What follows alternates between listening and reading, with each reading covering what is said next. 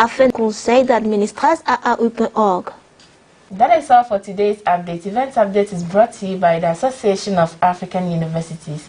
Please follow us on our social media platforms at Association of African Universities on Facebook and YouTube, AAUTV_African Universities on Twitter, and AAUTV Official on Instagram. You can also visit our dedicated website at tv.aau.org for more of event updates. I am Isabella Tetahinakwa. Je suis Imelda Amoudi.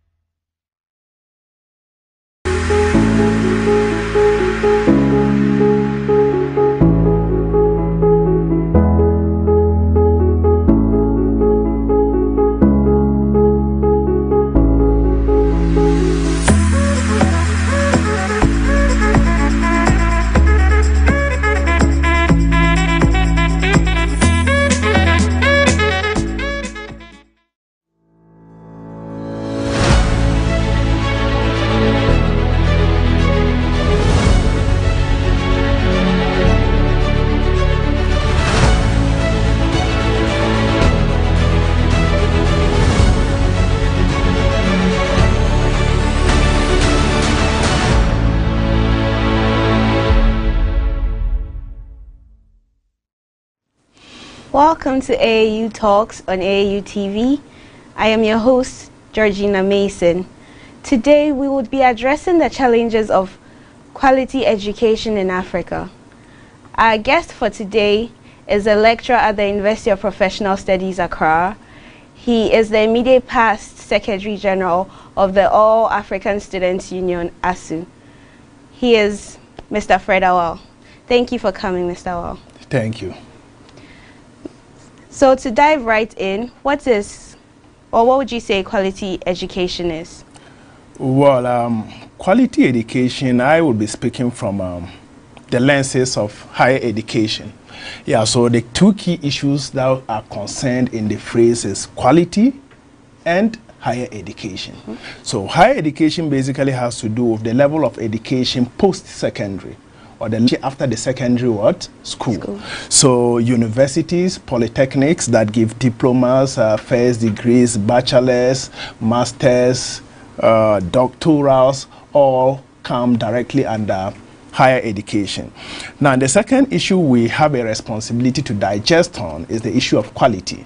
Quality basically has to do with meeting or exceeding the expectations of what? Your stakeholders. So that if we want to know if education is of quality or otherwise, there is the need for us to understand whether stakeholders are satisfied with the kind of education that we have within the confines of the African region. So such stakeholders are students. Are we meeting their expectations? Mm-hmm. Governments. Are we potential employers? Are we meeting their expectations?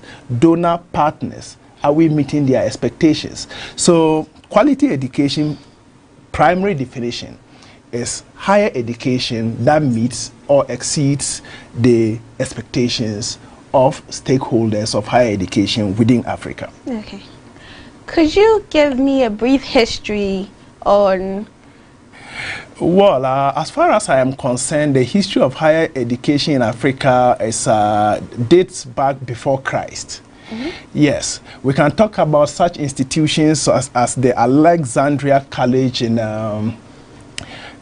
Egypt, that was established in 331 BC. Wow. We can talk about other institutions such as the Fora Bay College in Sierra Leone, which was established somewhere in 1827. Mm-hmm. So higher education on the face of our continent is not new. There is always this mistake and temptation to reason that higher education began only when the colonial masters came into Africa. But records have proven that higher education has been with us too long. And indeed, it is a product of building up on those structures and introducing new structures that constitute the current system of higher education that we are running as Africans. Okay, since our topic today is on challenges of quality education, could you also give me some history on education institutions? Well, higher education, just like a number of human endeavors, have seen a number of challenges elsewhere and in Africa. Particularly in Africa, I want to take us back to the 70s and 80s, where Africa was experiencing some level of economic downturn. Yeah, the entirety of the region of Africa had challenges, perhaps except for South Africa and some countries in the Northern African region. So because of these, a number of intervention measures were put in place to curb this downturn. One key strategy then was the structural adjustment program, which had a number of consequences. And one of such was the fact that African academics decided to leave our countries to seek greener pastures elsewhere. African governments did not have so much funds to invest into what? Our educational system. So educational budgets were cut to the minimum. Okay? Students were not getting the right facilities to study. So there were high incidences of strikes and demonstrations. So the real beginning of our challenges can be attributed to the economic downturns in the 70s and the 80s. And that is what has brought us to some of the challenges we're still facing today, although some level of improvements have been gained in Africa's higher education since the 70s and the 80s. So what are some of the challenges that we are facing now in our day today? Well, a number of challenges can be outlined. One of the key issues is the issue of access, access to higher education. So many African students who desire to go to African universities unfortunately do not have access to get in there. It is either the university doesn't have the capacity to what? Absorb them, or that students do not even have funding to be able to enroll on university to some of these universities. Now, the works of Mba, in his works Challenges and Prospects of Africa's Higher Education, Mba in 2017 argued that only 5% of the people of the age brackets who want to go into university have access to what? University education across the continent of Africa, which is way less than the world average of 25%. Wow. Okay, so it is important to understand that one of the key or most cardinal challenge from my perspective is the issue of access, where African universities exist but do not have the capacity to absorb what? Students who have the requisite qualification to get into African universities. Would you say that is a cause of the economic downturns you mentioned earlier? Well, so the universities don't have enough educators in the school to accept enough students? No, absolutely no. It has nothing to do with the economic downturn. The economic downturns was a product of the 70s and the 80s. So we are done with that. Absolutely, and actually that actually gave way to some of the challenges that we still face today. But the issue of access, we can attribute it to funding, which is one other key element or problem of what? Higher education in Africa. So for instance, if a university can only take 1,000 students in an academic semester, it means that they have less what? Academic facilities. They have less lecturers. They have less research what? Facilities. And in that instance, there is no way they can absorb what? Persons who are willing and ready to study. So to curb the issue of access, there is the need for what? More funding to go into higher education. And that is one of the key challenges of what? Higher education that has been found. Because if there is no funding, you cannot improve academic infrastructure. You cannot improve research facilities. You cannot improve hostel facilities. You cannot improve the academic environment under which students are expected to what? To study. So indeed, access is one, and funding is another key challenge.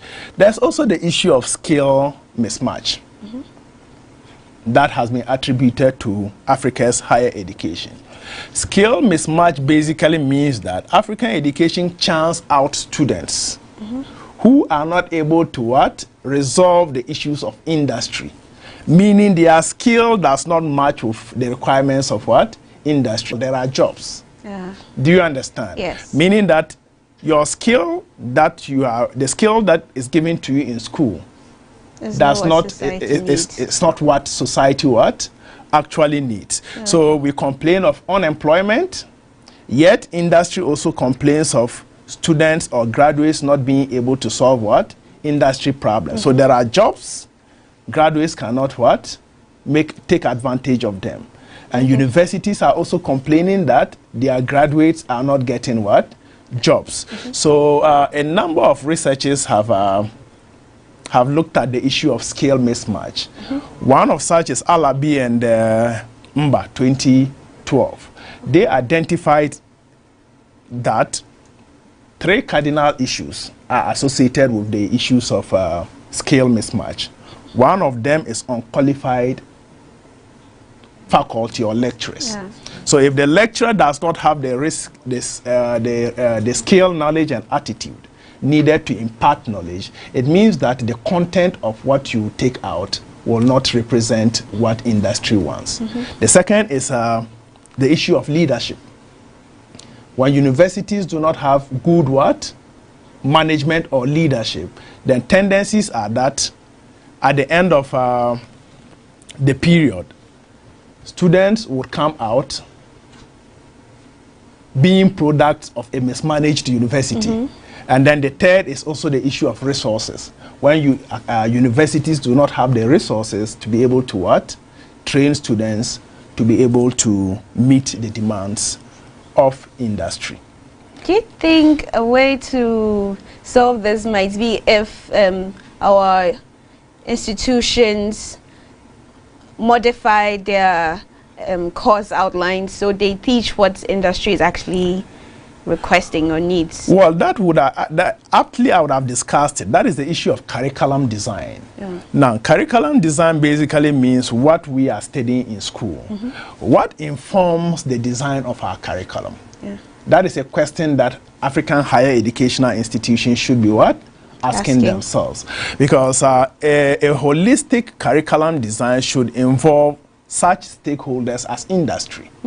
Because majorly on the face of our continent, a lot of our graduates get out to work in what? Industry. So there is the need for feedback from industry so that would inform the kind of curriculum that we design. So that if industry says that these are the skills that are lacking in industry, you revise your curriculum to meet the demands of what? Industry. So it is one way that we can use to curb the issue of skill mismatch. And sometimes we recommend that industry should have talks on African campuses, like issues of programs that students have on campuses. You can invite industry practitioners to be able to talk to you about what is required in industry. Sometimes we also encourage the issue of industrial attachments so that students get to understand what industry needs before they graduate from universities. This in some way would help curb the issue of skill mismatch. So we would be going for a very short commercial break. Please stay tuned and join us later.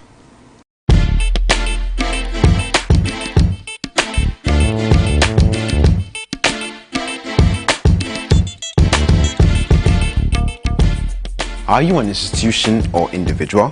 Do you intend to organize a memorable event to be archived for future reference? Then look no further than AAU Studios, because It's your best bet with our spacious studio and state-of-the-art media equipment such as 4K Panasonic video cameras, KinoFlow lights, assorted microphones, live streaming equipment, among others. You are sure to get the best of productions. Visit us at Trinity Avenue, East Legon, adjacent the National Accreditation Board, or contact the AAU studios via the following email addresses: info@aau.org, AAUTV@aau.org, or ransford@aau.org. Alternatively, you can call us on +233 244 736280. In case you just joined us, this is AAU Talks on AAU TV. Today we are discussing the challenges of quality education in Africa. Our guest is Mr. Fred Awal. Please don't forget to give comments, like the video, and visit our Twitter page. Our Twitter handle is AAU_67. So with Mr. Awal today, we have discussed the brief history of education in higher education in Africa.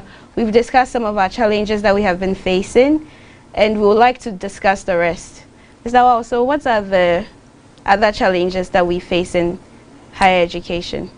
Well, I think one other key challenge which has to do with higher education on the face of our continent is the issue of credit transfers. Credit transfers basically means that if a student, for instance, in Nairobi University, is in level 200, and the parents are transferred to Addis Ababa, Ethiopia, and he has to move to them to the University of Addis Ababa.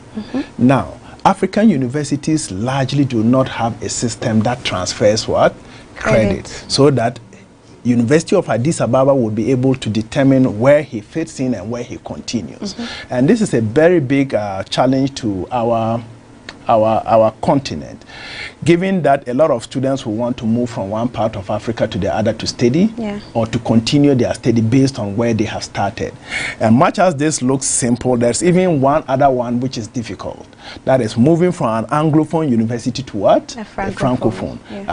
Or from a Lusophone to an Arabophone, and all of that. So the issue of credit transfer is another key challenge that African universities would have to what? Address, because we are talking about a global Africa now, where a Kenyan should be free to move to Ghana, a Ghanaian should be free to move to Nigeria. So if universities across the continent do not have standardized guidelines, pertaining to how credits can be transferred from one university to another in this time and age, it is worrisome, because indeed Africans move to Europe to study, and one of the key issues that has to do with studies in Europe is the issue of getting one degree from 2 or 3 universities. I can cite the issue of Erasmus Mundus.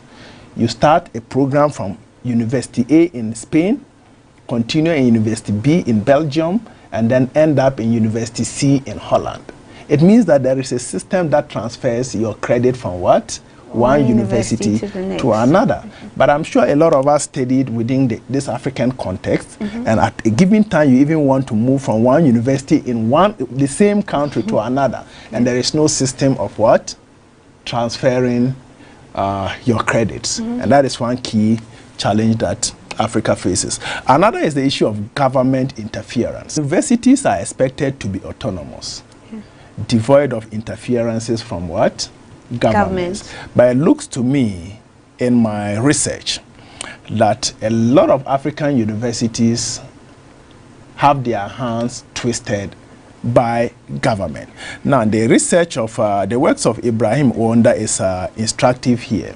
In his article, How Political Interference Keep Hurting African Universities, he posited that a number of African universities are not independent, such that the appointment of vice chancellors, student leaders, award of contracts in universities, etc., are influenced by what?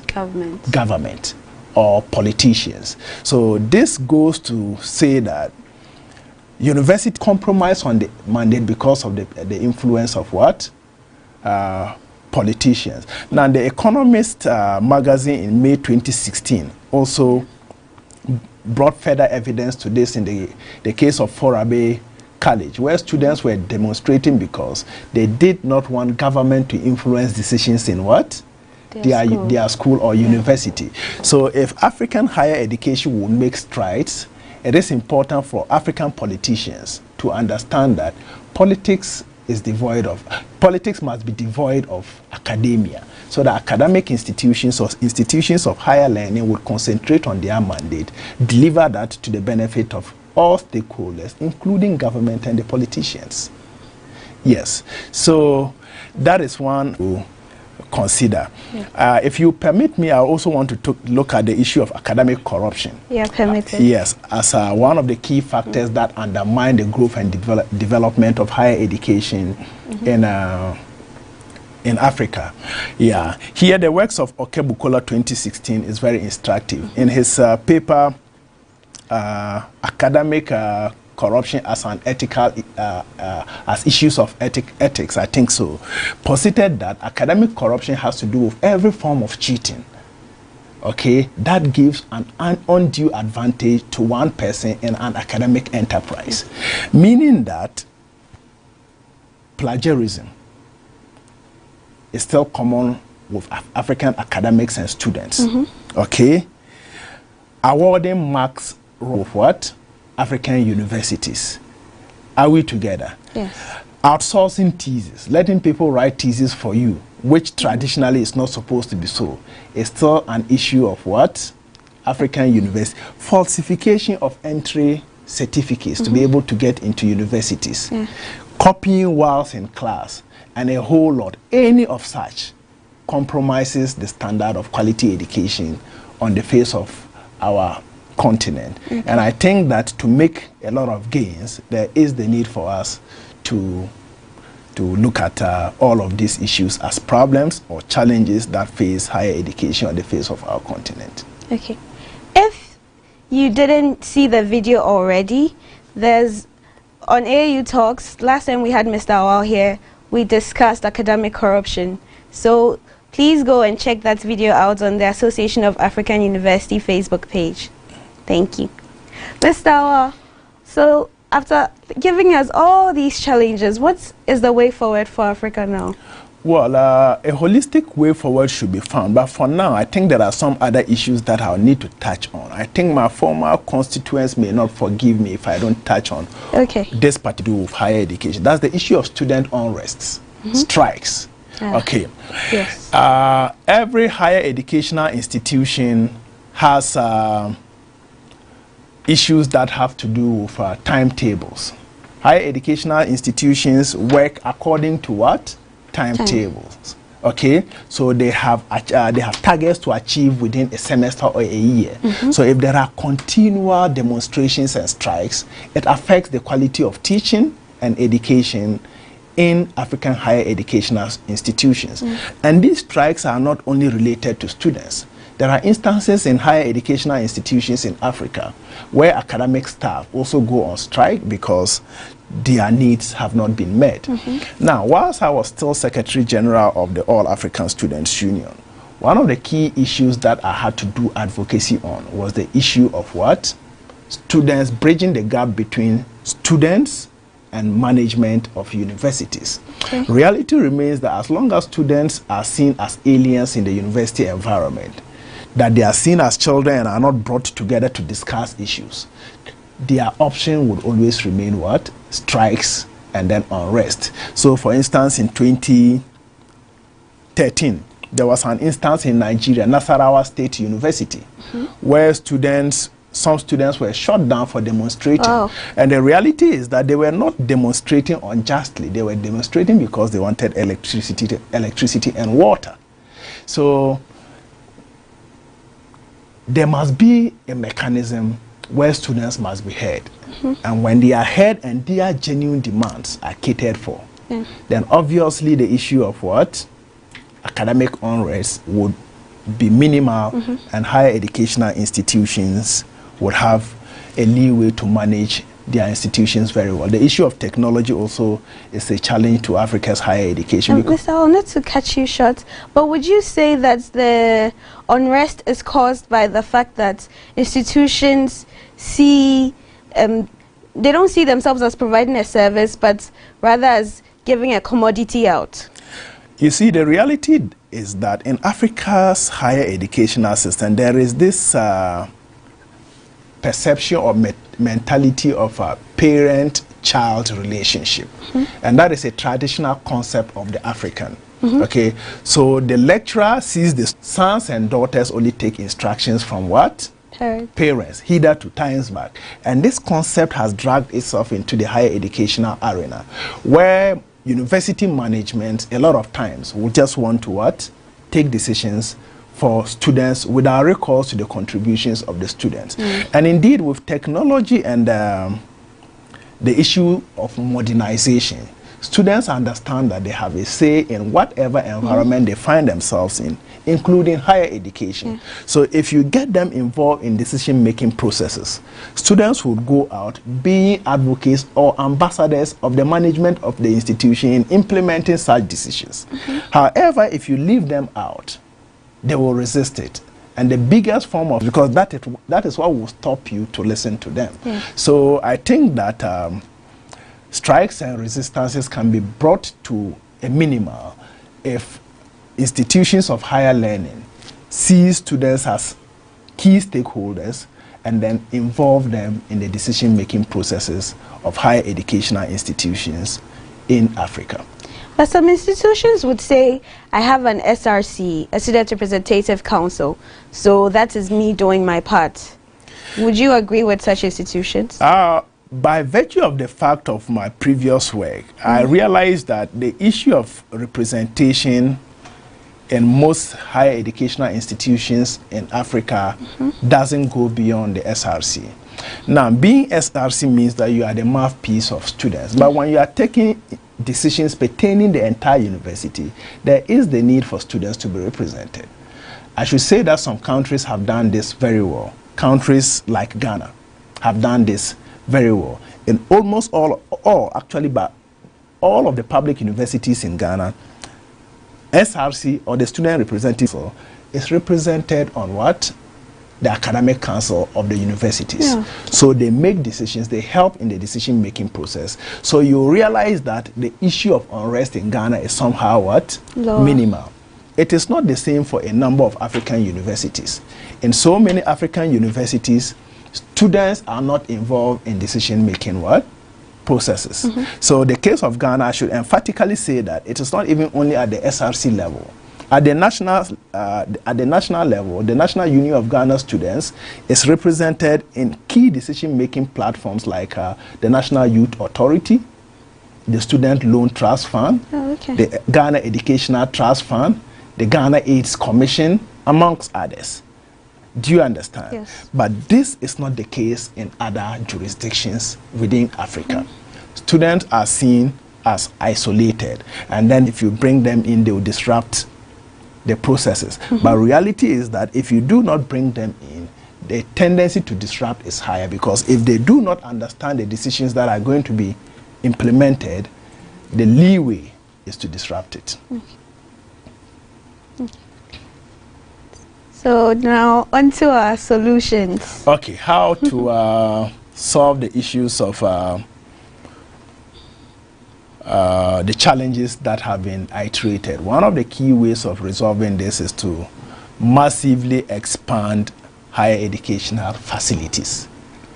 Massively expanding higher educational facility means that to give access to a number of students, the colonial structures that we inherited must be what? Widened. Many more classrooms must be what? Built in the universities. More lecturers must be hired. More library facilities must be increased. There should be more hostels. In that regard, room would be given to so many students who are qualified but hitherto could not what? Have access to higher education. So this is one way of resolving the issues of the problems of higher education, especially the issue of access. Now, the second is curriculum reforms. Curriculum reforms meaning that there is the need to redesign our curriculum, that is what we are being taught or what we teach in African universities, to conform to the local African situations. So for instance, if you are studying medicine, there is the need to investigate into the neem tree and then see how it can treat what? Malaria. Yeah. Are we together? Yes. Yeah. There is the need to look at our curriculum again. There are some things that, some issues that we still study in our universities that do not have relevance to what? The current happenings in Africa. So there is the need to review them to conform to what happens to our continent today. There's also further need for improvement in funding. Mostly we say that government should fund. Yes, government has a quota for higher education in most countries, but there is the need for higher educational institutions to also expand their scope of funding. For instance, public-private partnerships. I can give an example. A number of the infrastructural development in one of the African universities, University of Professional Studies, Accra, is private partnerships. Hitherto, they did not have hostel facilities. But today, they do, not because government provided the funds, but because the school, together with the SRC, contracted a bank, Access Bank, to get that done so that they can pay within a long period of time. Now, there is also the need to what? Establish endowment funds, okay, that can generate excess resources to be able to manage some of the problems of higher education. We also recommend entrepreneurship drive. I was in Crawford University somewhere in 2015 on an AAU ECOWAS fellowship. Right from the scratch, students who are learning entrepreneurship just do not learn it theoretically. Every student who does entrepreneurship has a physical entrepreneurial project. Could be soap making, it could be clothes making. So by the time you get out of university, the issue of unemployment would not exist in your dictionary, because there is a way that you have been taught entrepreneurship to what? Conform to your personal demand before meeting the demands of society. Okay, so these are all feasible ways. And I also talked about the issue of student unrest. If you involve students, it's been proven that if you involve students in decision-making processes, they will not disrupt academic calendars. To the list, continental bodies such as the All African Students' Unions should be represented in all continental educational drives, like at the AAU level, at the AU level, at Trust Africa level. And I think that continental organizations have done well in that drive by involving the All African Students Union. Even the European Union, UNESCO, have involved the All African Students Union in issues that have to do with higher education on the face of the continent. When students understand the policy drive, then they would work together with stakeholders in order to achieve that. But I just talked about the level of the All African Students Union, but it is not typically so at national students union levels. Governments do not involve their national student unions. In a lot of instances in Africa, governments see national student unions as resistant groups. And if you continually see national student unions as resistant groups, they have the largest constituents on the campuses. And if you see them as resistant groups, they definitely will live by the name that you give them. Because whatever name you prescribe to a student is what he's likely to live with. If you say students are responsible and then give them roles of responsibility, students would adhere. But if you brand them irresponsible, be sure that you get evidence of that from students. Okay, then there is the need to also emphasize on science and mathematics education. Science is what reforms every economy. Okay, but it looks to me in our part of the world, we don't have so many scientific universities. We don't have teachers who teach the sciences in our universities. Not as if we don't have them, but proportionately, I think that they are less. So there is the need to invest in science education, because that is what brings about reforms in a number of what? Institutions. Economies. So Africa seems to be lagging behind in this, and there is the need for us to refocus our thinking towards science education. Mr. Awal, how can institutions prevent governments from interfering in their day-to-day activities? That's a very thing, and it's one of the biggest challenges that higher education in Africa face.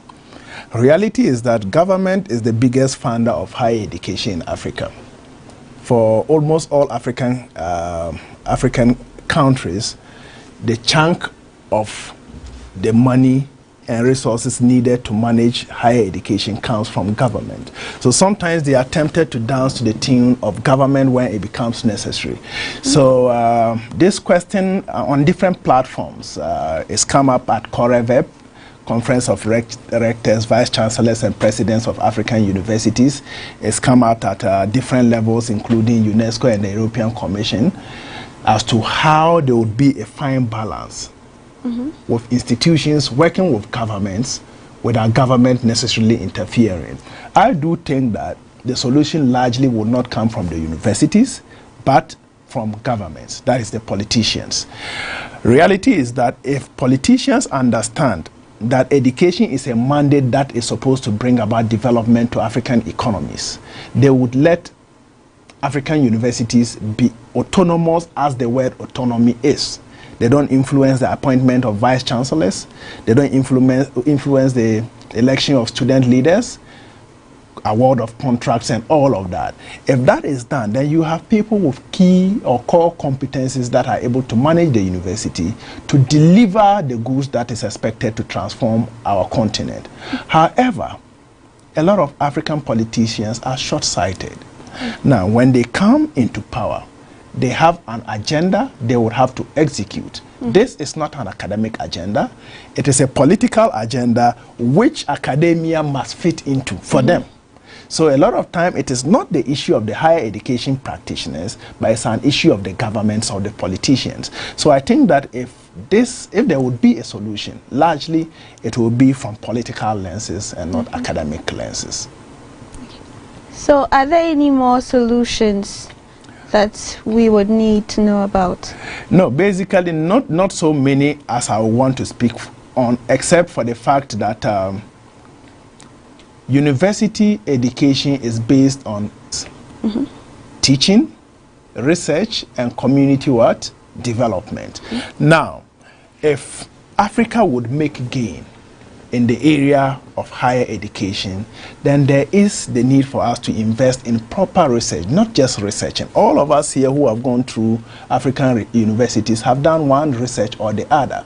But the reality is, what African solution have these researches helped resolve?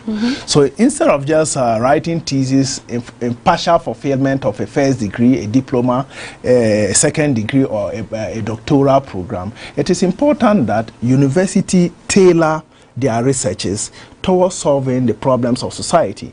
I realize that a number of African universities, Accra, have begun what we call case study researches, meaning that students, before they exit universities, are entitled to writing a thesis, and they just do not choose any topic. They go into industry, find out the problem of industry, and their research is tailored towards resolving that. So the research comes out and it is solving a specific industrial problem. So one recommendation that I would give is that the mass production theses that are in partial fulfillment of academic certificates or qualifications are outmoded. They just sit in our libraries and then warm the shelves. Why do we not tailor our researches towards solving problems of industry? And number two, when mass production researches are also done, it is important that there should be a database where all these are showcased so that industry can use that as a bank of resolving their problems wherever they need. So with regards to the database, AAU has the DATAT program that it runs, and that is one of the things that the DATAT program looks at solving. Mr. Wow, do you have any final words for our viewers today? Well, I think that the challenges of higher education are not limited to Africa. It, however, looks as though, in the case of Africa, the pace at which we are resolving the issues of higher education is slow. So there is the need for some agency from all stakeholders, including students, practitioners of higher education, donor partners, academia, higher educational institutions, governments, and all. Also industry, so that we can catch up with what is happening in other jurisdictions in the world towards making higher education more meaningful for African economies. Okay.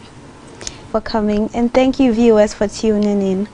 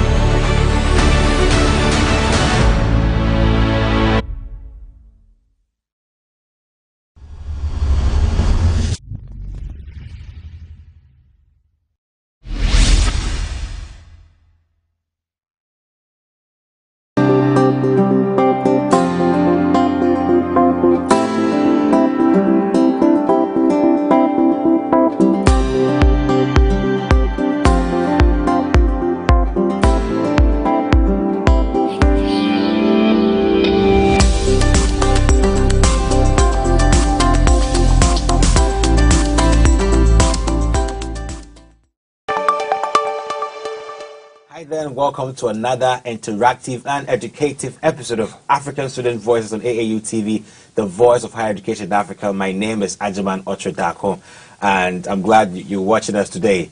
You know, the participation of women in sports over a decade in Africa has been it's been pivotal actually, but the promotion that we need for women in sports hasn't been that much to write home about. You know, Africa is one place that produces so much sports personalities with regards to females, the likes of Caster Semenya, the Adjoa Bayos, Tirinesh Dibaba, great personalities in football, rugby, cricket, track and field, and a whole lot of sport activities. However, when it comes to the full participation, the full rights protection, and a whole lot of things, are a bit lacking when it comes to African women in sports. So today I have with me great guests in the house to discuss this. Where have we come from with women in sports, and where are we going with women in sports in the future with regards to the participation, the protection of rights, and even the empowerment. So don't go anywhere. After this pause, I'll let you know who my guests are.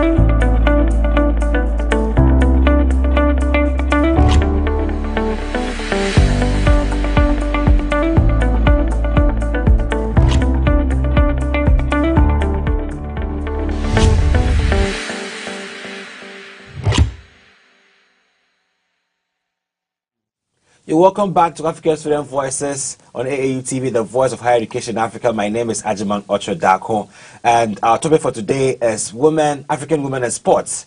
Is it an empowerment process, or let's zoom into discussion. In the studio with me, I have with me Jessica Chumesi, former SRS Women's Commissioner in the House. Jessie, you're welcome to African Student Voices. Thank you. And also a sports and Brancos. He's Clenard Boa Adayina. You're welcome to African Student Voices. Thank you. Great. So I'll start with you, Jessie. What have you been up to lately with yourself and sports? Oh, okay. So, as you said, and who taught us that men are never so likely to answer questions rightly as when they discuss it freely. So for this reason, I would say I'm as pleased as Sponge to be part of this wonderful, beautiful discussion. Great. As you said, my name is Jessica Chumesi, immediate past Women's Commissioner for University of Ghana, Accra City Campus. Sure. As a lover of sports, I did not only captain St. Louis Senior High School hockey team, but I also played hockey for University of Ghana, Mensa Saba Hall. In the arena of feminism, I am the Chief Executive Director of 360 Network, a member of Elevate Women's Network, and the organizer to Institutional Outcomes Network. Great, great. Over the years, I have volunteered with foundations, organizations like United Volunteers Network and Chef Ghana. Currently, I am a member of the Women's Commission Committee of National Union of Ghana Students, NUCS. Okay, I mean that's an amazing profile when it comes to you and sports. Let's come to Bar. Well, I mean, what have you been up to lately? All right. Thank you once again for hosting me and AAU channel. You're really doing well in terms of it's an honor to be on this platform. Yeah. Okay, so I run a number of subsidiaries, which is into branding, management, and sports consultancy. So for the few months, I've been handling sports and brand and consultations. Great. Yeah. Great. So I believe that we're at the right place with the right people to talk about this women in sports. I mean, the topic is, it's quite topical right here. It's women and African women in sports. Is it a means to empower women, African women, or a means to exploit them? And there's a reason to each of these women on the overview of African women in sports, its developments. What will you say what is the current status of women in sports in Africa from your observation? Okay, so I would say while women have a seat in major economic and let's say financial decision tables, they have major place there. Sure. When it comes to African leadership in sports, we don't really find females there. Let's just take International Olympic Committee and our FIFA. Yeah. We have let's say females have never chaired any of these prestigious and influential governing bodies. Yeah, so I think when it comes to African women in leadership in sports, we don't really see ourselves there. Looking at the percentages, we having 7% of females being chair of this major, let's say, sports institutions. We could see the males occupying 93%. And then if we don't find ourselves at those high positions, how then do we make major decisions to improve the women? And then secondly, to looking at remuneration. When it comes to remuneration, we don't really see it. We don't really feel it in our pocket as the males. The males are really paid more than that. But I think their development, because recently we had CAF saying we are going to have an Olympic, let's say, tournament league, female league, our best. And then currently to Sierra Leone, it's paying its females national team as the males. Yeah. So I would say we've not. Yeah. So I would say we haven't gotten there yet, but gradually we are moving there, and then we are all hoping for the best. Yes. Yeah, we're hoping for the best actually. Yes. For the league part, I'm waiting for that Champions League for women. It will come, don't worry. A good call. Yeah. To you, the overview of African women in sports from your perspective, how progressive has it been in Africa? All right, so one may engage in sports for various benefits. It could be for maybe acquisition of skill. It could also be for the social aspect. Could also be for, let's say, the economic benefits, and also the values in sports, which is teamwork, time management, fair play. These values are really key and essential in life. So women can or engage in sports for some of these reasons. So if you look at the state of women in African sports now, I'm happy to say for the first time the head of the FIFA Secretariat, one very powerful sporting organization in the world, is an African, and yes, the General Secretary of FIFA is an African, and Fatima Samora. So on that score, we can say women in sport in Africa here is on the ascendancy. The former sports minister for Morocco from between 2004 to 2009 was a former athlete, and it's a plus, and we can see women holding some key position. Sure. Okay, let's try and then do some cause and effect issues right here. You mentioned that women in sports in Africa, even though we're seeing great prospects now, we've not been there. The UN the UNESCO actually have a CES plan. It's called the Cancer Action Plan, and this plan has three let's say issues in there. One, to encourage women in there to join sports, equal participation. The second one is to protect the rights of women in sport, because we know, or they know, that women face special issues. They are victimized, they are abusing them. So this protects their rights, and also finally a means to empower them. But let's start with some of the issues why women in Africa and sports are a bit apart. The gap is too much. With the family, primarily, are women encouraged to join sport? As you mentioned, there are so many reasons, the various reasons, but are they encouraged to be sports people, giving clear prospects? Okay. So let's start with the issues, okay? With the issues, there are a whole lot of issues that women in sports are facing. And the unequal remuneration is an example. We have males being paid more than the females. But this male and females, they all use same efforts. They play for the same number of time, 45 minutes. But then at the end of the day, what do we see? We see the males getting more than them. For me, I would say it's not fair, because they put in the various disciplines, they should be paid equally. Secondly, to some of the issues arising are the misconceptions around females in sports. There are a whole lot of misconceptions. There are some people who think that if you're a female and you partake in sporting activities, you lose your feminine physics and take up the physics of male. Me, for instance, I'm an example, because my dad really used to complain about this. Whenever I go for trainings and I come home, he's always complaining that, didn't I tell you not to go and play soccer? Didn't I tell you not to play? I'm not going to participate for you again. I'm not going to do this. I'm not going to do. He's always complaining. But let me come home with a medal. My dad will be the same person to take up a phone and call, hello, Jessica has brought this, Jessica has brought that. Meaning, me participating was not a problem, but he felt that once I am going into that, I'm going to lose my feminine physics. And he is not the only example I can cite. Back in Louis Senior High School, I can't remember one afternoon, we used to go for sports at KNUST.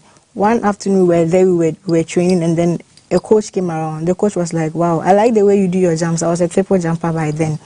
But then I think you can do better. So I was interested, because someone approaching me and telling me you can do better. Okay, so what can I do? And then he was like, okay, fine. In order for you to excel well, I'll pass you through some series of trainings, and at the end of the day, you are going to lose some physics of yours. And he made mention of, and I was like, really? If I'm going to lose 1, 2, 3 of these, then I'm sorry. I like the way I jump like that. I'm not willing to, go a step further. Okay, so these are some of the misconceptions. People feel that when they partake in it, they are going to take up the physics of males, and also to some people also feel that. Some people say that when you partake in sports, you are going to, a female in particular, you are going to lose your virginity or something. There are a whole lot of misconceptions. And then for the things I have learned, I know that that is not true. Because in female, I know we have this hymen, and then this hymen, the kind of, vigorous activities you partake in, that will determine the tear or the break of your hymen. Some people just even engage in vigorous, or let me say excessive riding of bicycles. At the end of the day, they end up breaking these and other stuff. Likewise, sports, vigorous activities like sports can also end up breaking your hymen. But that does not mean you have lost your virginity. I know that it's only through sexual intercourse that one loses your virginity. So some of these things, misconceptions, prevent females from, engaging in it. Others also think if you are into sports, you are dumb. If you are into sports, you are not a good student, you are not sharp, you are not smart. Yes, you are not smart. Yes, I have that. Because back in school, our vice president, VIP, he used to say that, hey, Jessica, you do sports and then you have academics too like this. He doesn't understand. Because he's always saying that for those who do sports, we know you people are there. You get the point. I can't remember back in school, City Campus, we were not having hockey and soccer female team. Our players always end up playing for main campus halls. So when I resumed office as an SRC Women's Commissioner, I was like, why? Why should these things be going on if we have the skills and then we can't even set up a team for our own? So I decided to, together with the sports head at that time, go to the classrooms, give the information out so that the females who are interested will come out. We had the females all right, but they told me that, I heard that when you partake in sports, your GPA will drop. You get it? So they didn't want to do it because they feel that when they come into sports, they can't learn, and then their GPA will drop.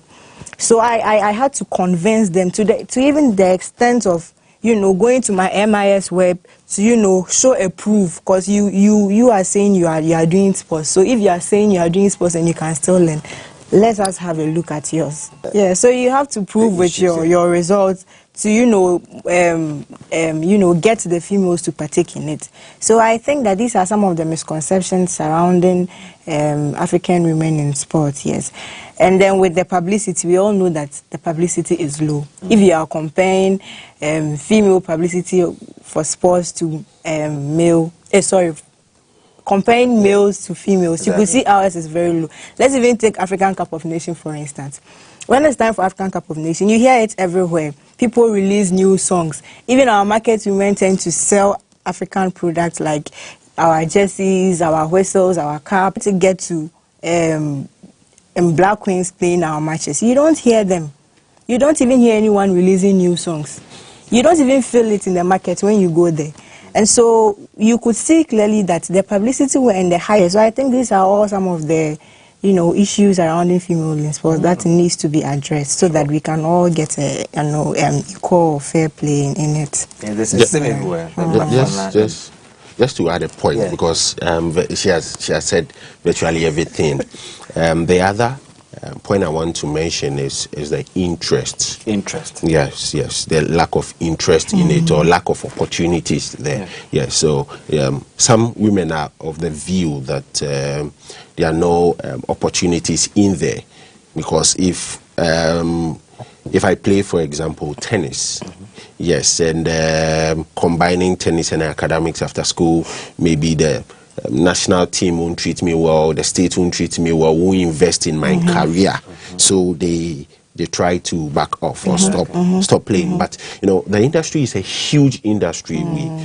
If you are studying, let's say, psychology in a university and you're a sports person, they are advantage. So you can still do your sports and do your psychology. So after school, either you continue on to play your tennis, for example, or your row ball, or your hockey, or you become a sports psychologist, which we don't have them in Ghana here. So it's the lack of opportunities and interest there. Very few people, very few women see this.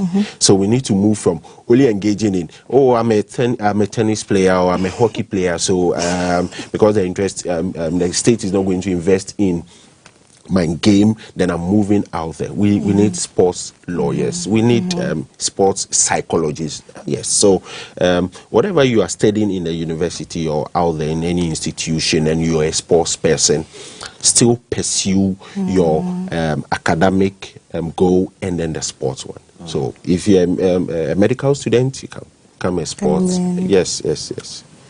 And still do your sport. So these are some of the things some women don't see. Yes. So don't limit yourself to only the game, but there are other sectors in the industry. The industry is very huge. It's a huge industry.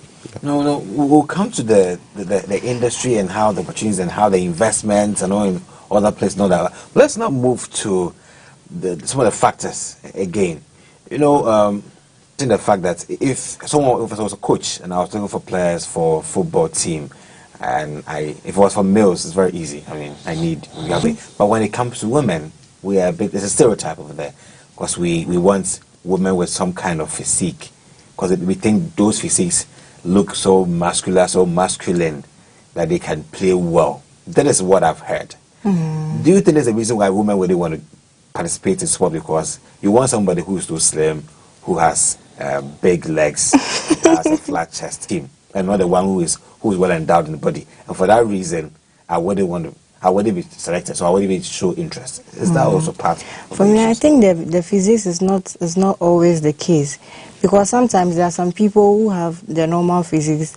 They start the training before they have a change of physics. Okay. You get it. So I think the physics is not always the case that we have to use that to prevent females from partaking in sports. Yes. So however, me, I've not heard them using that, because me back in school, that was St. Louis Senior High School, we weren't using that. It was about the interest and then the skills. And then there are some people, they have the interest, but they are not good at it.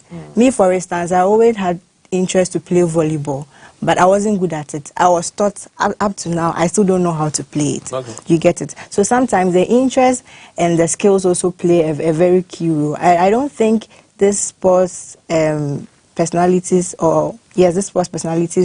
they always use the criteria of their physiques to do the selection. No. I also think that sometimes you can go in as you are, you are taught and then trained, and then as times goes on, you pick up with the physiques due to the trainings that they pass you through. Yes, that's Sure. it. So we'll be talking more of the issues that hinder women from participating in sports in Africa, and we'll give you more of the way forward on how we can create more access, protect the rights of women, and also encourage and empower women to be sports persons. Don't go anywhere. Go for a quick pause. We'll come back. We'll continue our discussion.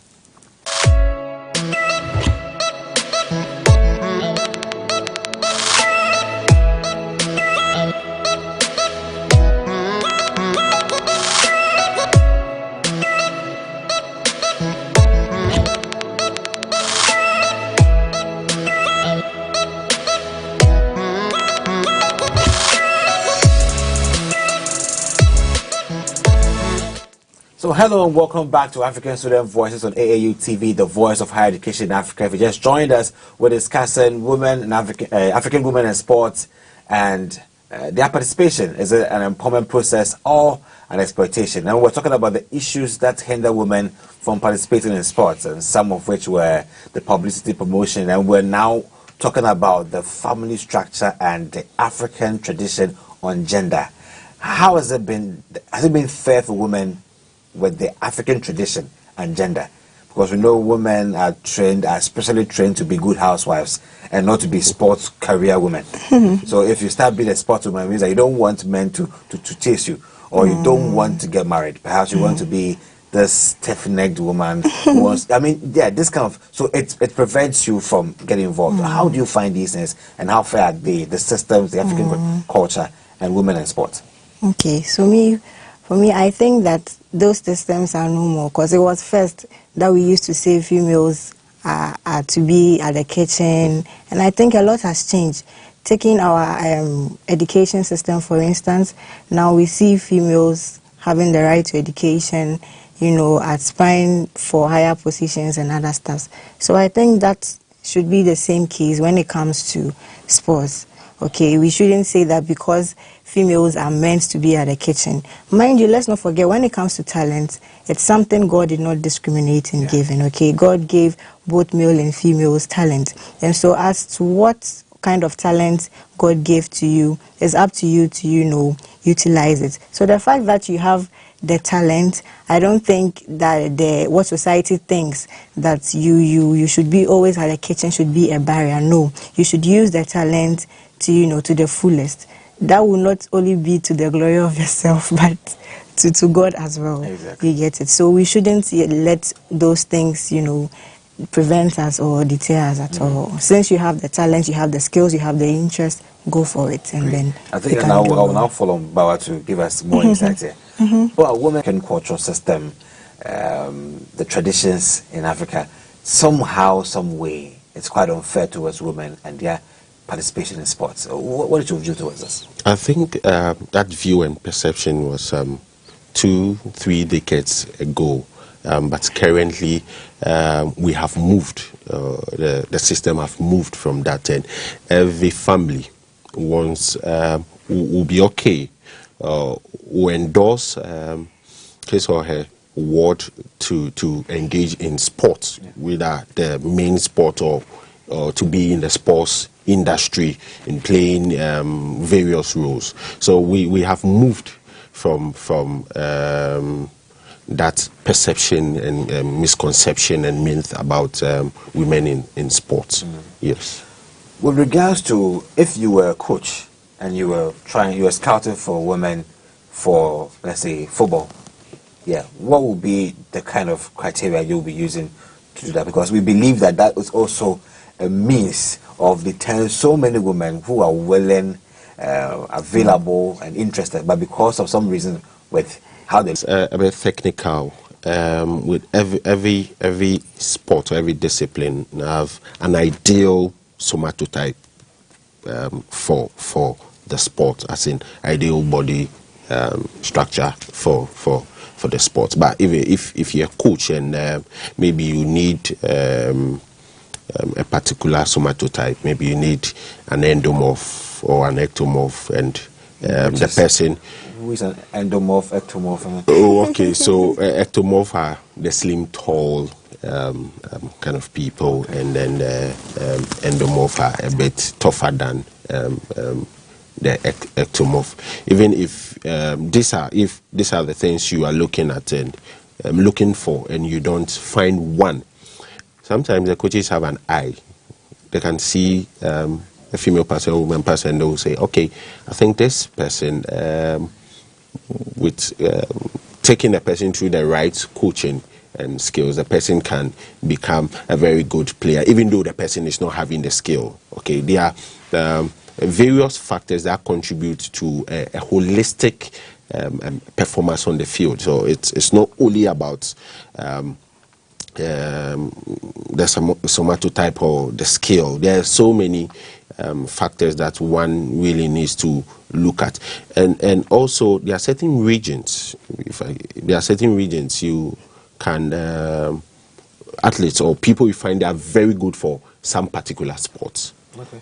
For example, when you go to Jamaica now and come to sprint, a lot of people, a lot of women participating in sprint events. And when you go to, let's say, the Indians and yes, India, for example, you find very few people doing sprint events. They are doing more of the crickets, more of the cocoa games, more of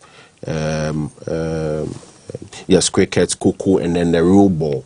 Yeah, so sometimes very difficult getting talent or people with certain skill from such regions. Yes, yeah. So these are some of the things or factors that contribute to. Yeah, so you can see Ghana. For Ghana, very good when it comes to football, for example. But yes, in some games, we even don't have a roll ball women team. Yes, very difficult getting a roll ball. With roll ball, you just need to know how to play a handball and how to use the skates. Yes, so if you're a coach, you need to invest a lot of time to take some women through this coaching before they can get to that peak. Yes. Great. So we'll have to go for a quick pause. We'll come back with more on women in Africa and sports. Don't go anywhere.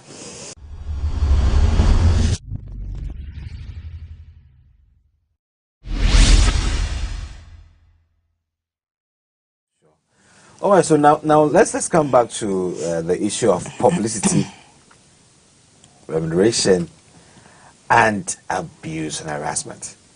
You know, one of the things that the CAP action plan by UNESCO seeks to address is protecting the rights of women in sports when it comes to abuse and harassment. Because, I mean, information gathered was that women are now given a favor to participate in sports to better their lives up, and in return to satisfy the desires of the people who give them opportunities, the coaches, and they are victimized all around. And for this reason, when someone tells a story that before I got to this level in sports, I had to give it to this and that, and nobody was told the same line. So now perhaps I'll go study science and become a doctor or become a manager than to be in sports and be exploited. So the issue is, but what is your view towards this issue?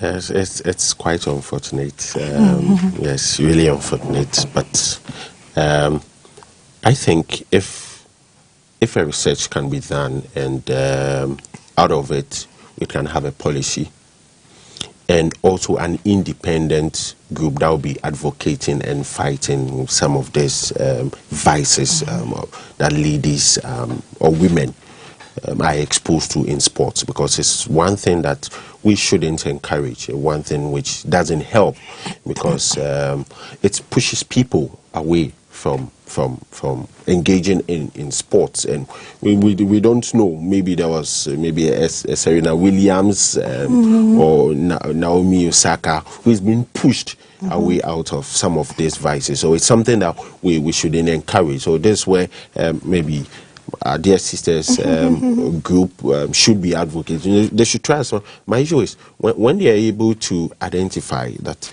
these are their causes, then they can come up with the structure, put it before sports managers, policy makers, and say, okay, so this is what we realized, that women go through this and this, and it drives them away. They don't come into the sports, and there's significant amount of maybe talent and even money, because we don't know who is moving out of the industry, and therefore we need to make sure this is being implemented. And when it's implemented, now the group can come in as a pressure group or an advocacy group, trying to draw the attention of the policymakers to know that, hey, we haven't got into this. These were the targets. We haven't met them. They are still this. Women are still going through these vices, so we need to quickly work on it. And with that, we can move away from the vices that women go through when they decide to partake or get involved in the sports industry. Considering the role of higher education, because we can't take higher education out of this, because this is where we churn students out. What do you think that we can do in terms of protecting, creating more access, and also empowering women in sports in Africa? What aspects or what piece can higher education to women's participation in sports? Okay, so me, I think whenever we talk of sports, I think education should be there as well. Great. Because day in, day out, when these sports personalities make it to the top, they would have to, talk in public and other stuff. So I think education really plays a role. We should change the misconceptions that people think that African women or women in sports are dumb, they are not smart. So I think how then do we motivate them to learn? There could be this scholarship schemes to, recognize promising females who are excelling in academia. So when these females know that there are these scholarship packages for them, it would motivate them, because they would know that, fine, it's not only the sports that you have to look to. When you take your academics serious, you have this scholarship package that can, fly you somewhere or improve upon. Yes. And then we should take this, sporting activities very serious at the school levels. Okay, there should be inter-halls or inter-universities, what we already do. But this time around, the focus should be more so that we can educate females and get more people to, participate in it. I think for UG, we have this course that we use to, cushion females, or let's say people in sports, that's the SPAC course. Because we realize that sometimes there's the ordinary student, they don't have to go to field, leave books for some time, and then partake in some sporting activities. So are we going to leave all of us the same? of course, no, that would be some sort of a cheat. So why not, bring this course to, cushion these people who partake in this course. Okay. So that means when you do well in the SPA courses and you don't even do well in one of the academic courses, this course can, cover up so that at the end of the day, you don't feel left out. So going forward, I think this should be encouraged in most schools so that people, partake in this personal activity. So education really plays a key role in sports.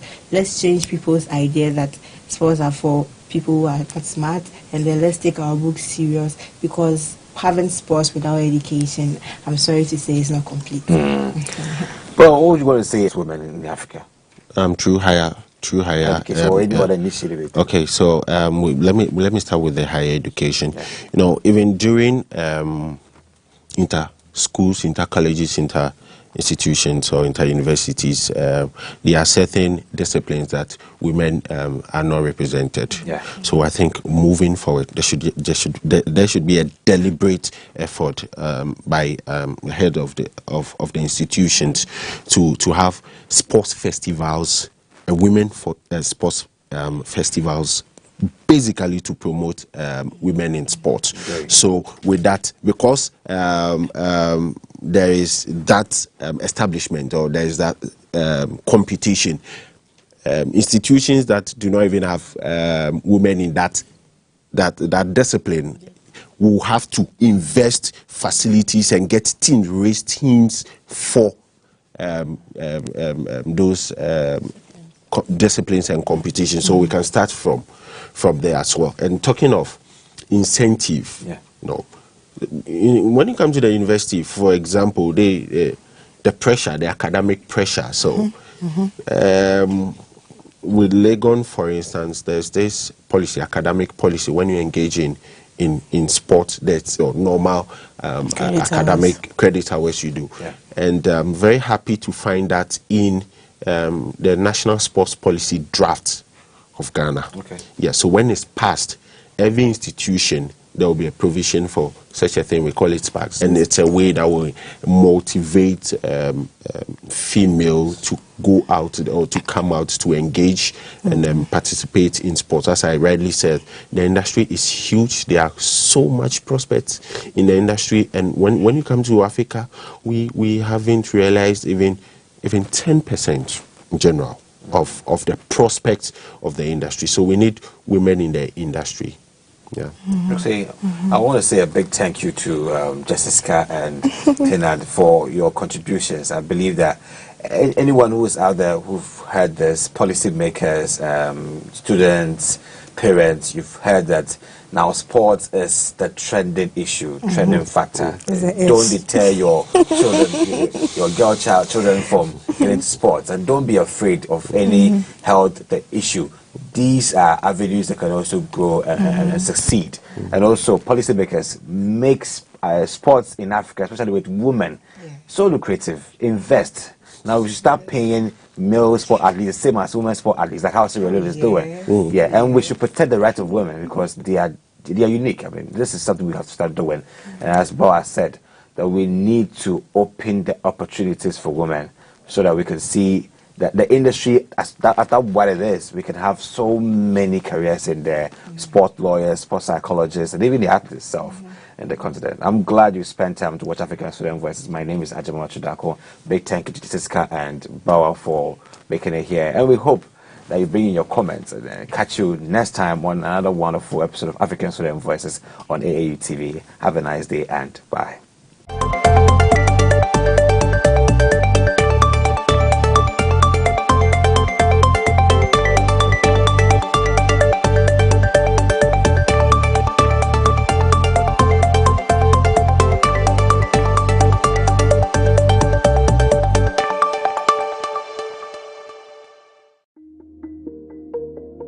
The Association of African Universities, AAU, is an international non-governmental organization set up by universities in Africa to promote cooperation among themselves and the international academic community. Mon nom est professeur Étienne Eouan-Eilé. Je suis le secrétaire général de l'Association des universités africaines qui est basée à Accra, au Ghana. Je vais vous parler de la création de l'Association des universités africaines. Il faut remonter dans les années 60 pour pouvoir comprendre le processus. Déjà en 1960, nos dirigeants estimaient que l'éducation est l'outil majeur pour pouvoir lutter contre la pauvreté et assurer le développement. I am Nodumo Dlamini, the Director of ICT Services and Knowledge Management at the Association of African Universities. The Association of African Universities is a network of 400 universities in Africa. The biggest value that the universities benefit from being members of the association is this big platform that allows them to collaborate, allows them to teach together. Through this platform, a university in North Africa can work with a university in Southern Africa, and also those in East Africa can work with those in West Africa. Founded November 1967 at a conference in Rabat, Morocco, by heads of African higher education institutions, the association is currently headquartered in Accra, Ghana. My name is Maxwell Amo-Hoyt. I'm the Director of Finance of the Association of African Universities. The association sustains itself from contributions from member universities and also from other development partners. Some of our development partners include the World Bank, other governmental agencies like the Swedish International Development Agency, National Development, and other partners. We also receive a lot of support from other governments, especially the government of Ghana. Other partners include the African Union, which is more or less the parent organization of the Association of African Universities. The Association of African Universities hosts the Secretariat for the Oriental Education Strategy, and by so doing, we provide coordinating roles for the African Union in helping members achieve their targets. Déjà en 1960, nos dirigeants estimaient que l'éducation est l'outil majeur pour pouvoir lutter contre la pauvreté et assurer le développement. Et rappelons-nous que les années 60, la décade 60, a été une décade où la plupart des pays africains ont obtenu leur indépendance ou ont, disons, pris les dispositions pour être indépendants. C'était donc aussi l'année de développement, dans la mesure où tous ces pays indépendants devaient se retrouver de temps en temps pour parler de comment mettre ensemble leurs problèmes et trouver une solution commune à leurs problèmes. Et dans ce contexte-là, l'éducation était une priorité pour eux, surtout l'éducation universitaire. Et sur ce plan-là, les universités aussi se sont organisées grâce à l'UNESCO qui a parrainé plusieurs réunions depuis Madagascar jusqu'au Maroc. My name is Jonathan Umba. I'm the Director of Research and Academic Planning. The programs and projects that we run at AAU are consistent with our strategic plan, and they are implemented for our higher education stakeholders, namely the higher education institutions in Africa. These programs are implemented in such a way that our stakeholders will get the benefit of membership of our association.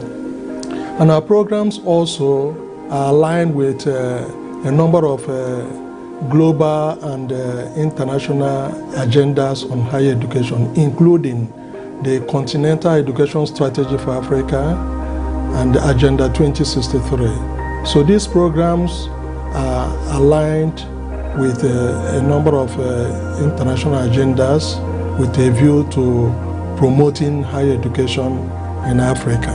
The AAU is the apex organization and principal forum for consultation, exchange of information, and cooperation among universities in Africa. I am Professor Nkosa Mahao, Vice Chancellor of the National University of Lesotho in the Kingdom of Lesotho in Southern Africa.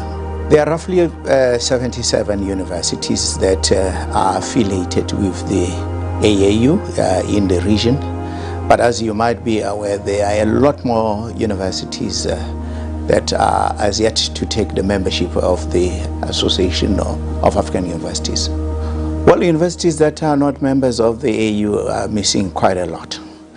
First of all, let's appreciate this one point, that the AAU is a main driver from the angle of training and capacitating the human resources of the continent, the agenda of the African Union 2063. So if an institution is not on board, it is missing the opportunity to leverage on the opportunities that are provided by the association in the area of training, human resource capital, training their own staff and students, the opportunities that are provided by the universalization of quality management on higher education on the continent that are provided. Et en 1963, il y a eu une réunion à Khartoum, au Soudan, où les chefs des institutions d'enseignement supérieur ont décidé de créer l'Association des universités africaines. Finalement, la création va se faire à une conférence qui s'est tenue à Rabat au Maroc, et la création de l'Association des universités africaines a eu lieu le 12 novembre 1967. I'm Prof. Hassan Kafi, AAU Governing Board member, representing for East African region. Also, I am the president of Plasma University, Mogadishu, Somalia. We really like to give a call for universities in Africa, especially in East Africa, those which are not members still in the Association of African Universities. We are calling them because we feel the organization is ours. It represents the voice of higher education in Africa being seen all over the world.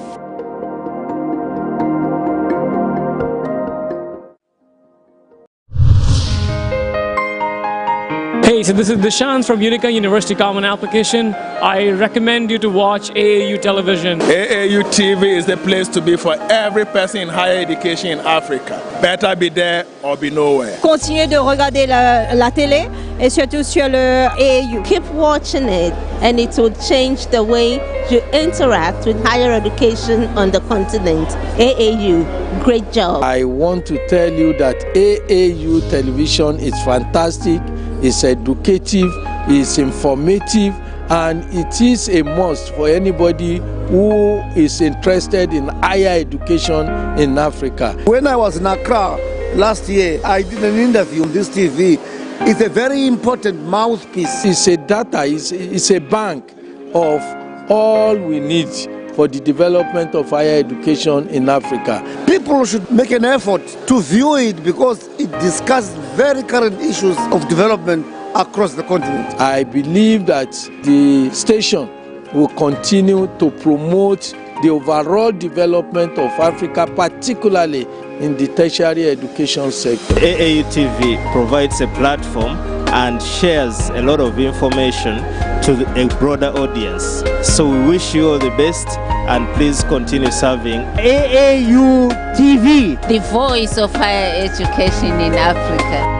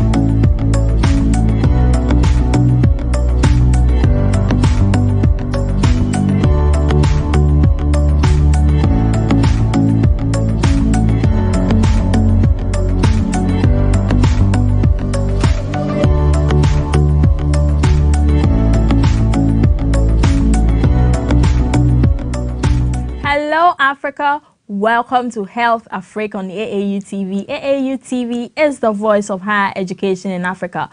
Today on Health Africa, we are discussing prostate disorders. Yes, prostate disorders. And as I indicated last week, we are having a series on men's health. So last week we brought to you men's mental health. And this week we are going into the physical health. So we are doing prostate disorders. What do you know about out there? You should know all these things because they come as you grow. And if you're a wife or a girlfriend, please stay with me. Let's learn together and then you educate your man afterwards. It's going to be very interesting as I have a doctor from the very famous Medimosis Prostate Center. That is why you shouldn't miss it. My name is Bridget Amadente. I'll be back shortly after this break and then we'll get the conversation started.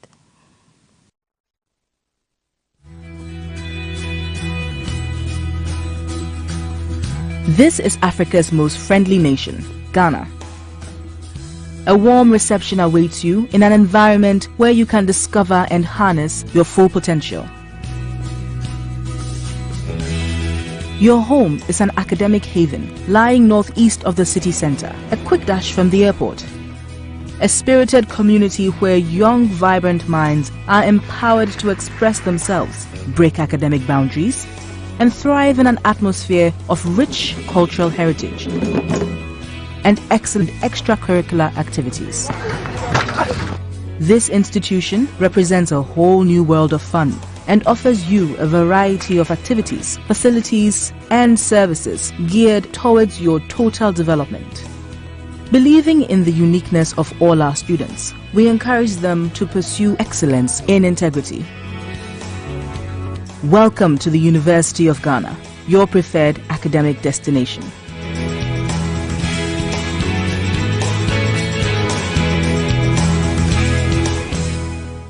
You're welcome back from that short break. As I indicated, and today I have with me in the studio, not Zoom, Dr. James Akwa. He's with the Medimo and it's located in Accra, Ghana, Adenta to be specific. Dr. Akwa, you're welcome. Thank you. It's a pleasure to have you here today. I'm also happy to be here with you. And I'm happy to be discussing men's health. You know, it gives me some I don't know, some power be like that. I don't know. But then I'd like us to go straight to discuss the prostate as an organ. What is the prostate as an organ? Okay.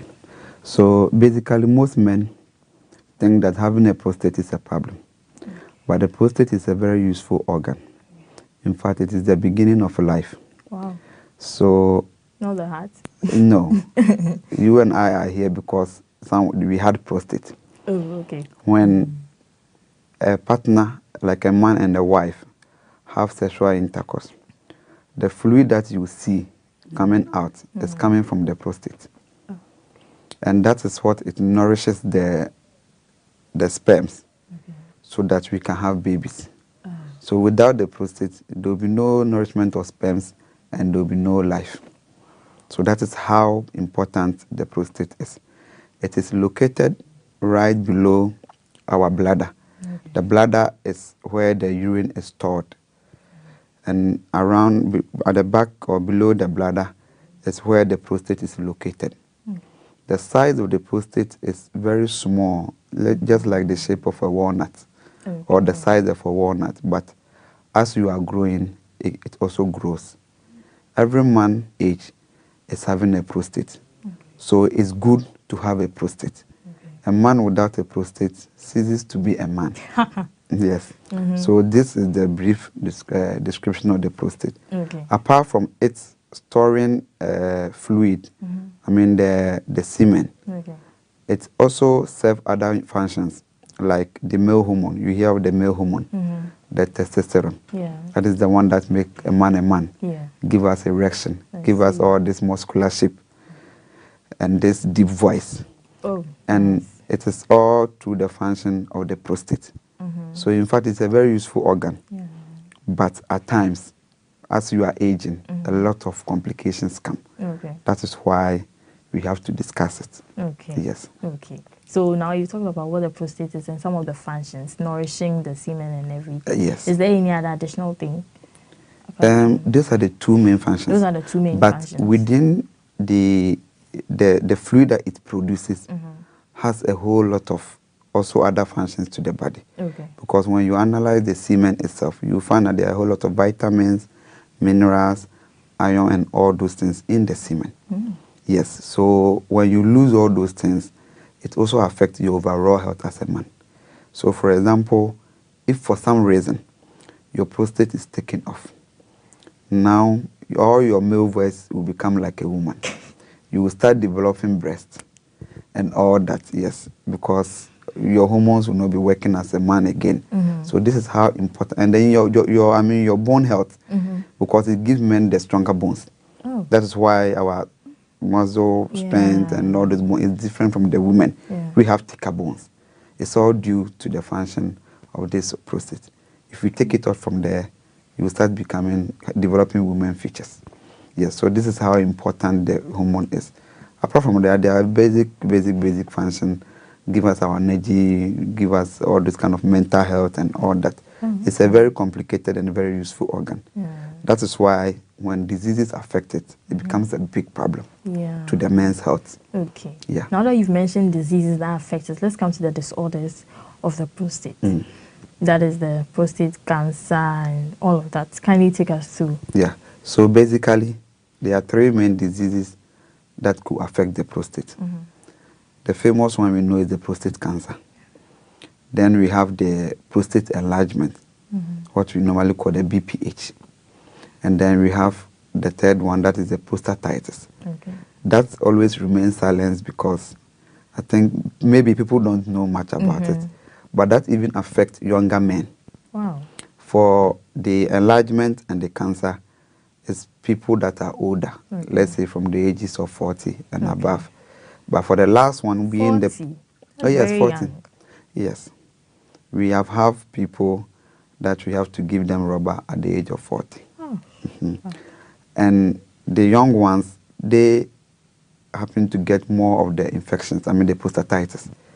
Yes, so these are the 3 things that basically affect the prostate. Okay. If we take it one by one. Yeah, let's take it one When by we talk about prostate cancer, because it's a gland, it's an organ, it contains cells, it contains tissues.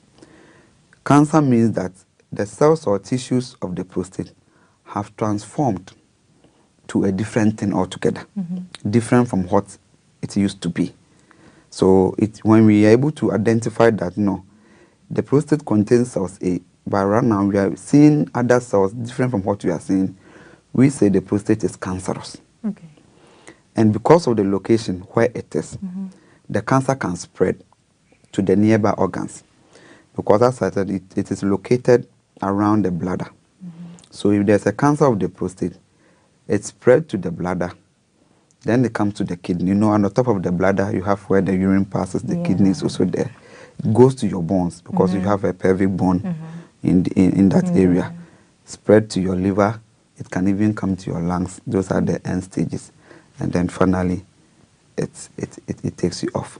Wow. So this is how severe the prostate cancer can be. So it's basically the cells of the prostate changing to different cells.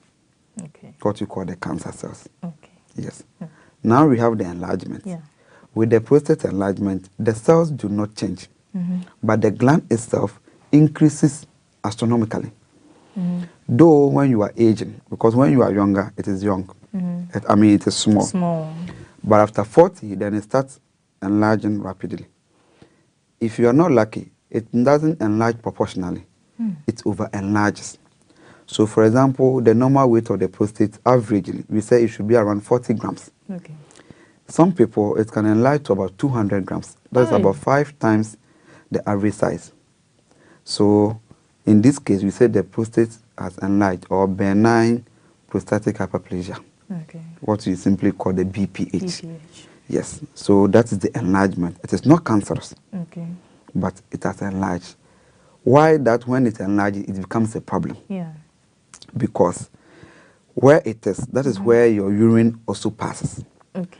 So when it becomes enlarged, it closes your urine outlet. And then you can't urinate. So most men that get urinary retention is because their prostates are enlarged.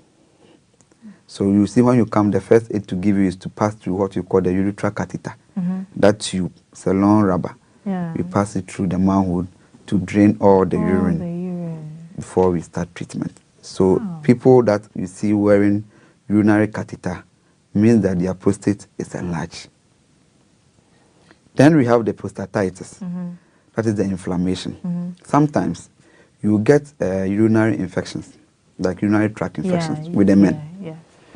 And then some of the bacteria sometimes leak to the prostate because you know where the urine passes and where the semen passes is the same tube.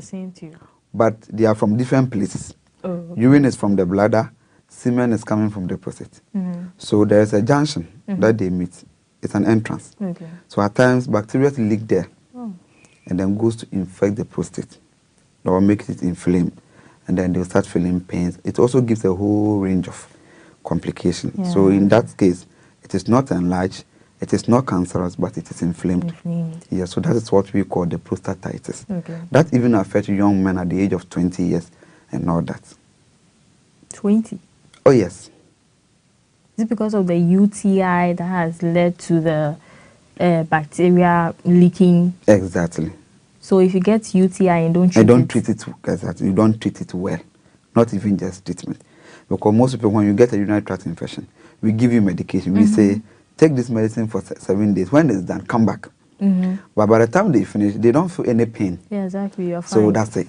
They don't want to come back in. But all you know, there are still some left that might have leaked somewhere. Okay.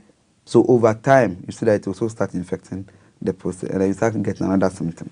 Okay. And in that case, even the medicine we gave you for first time might not even work again.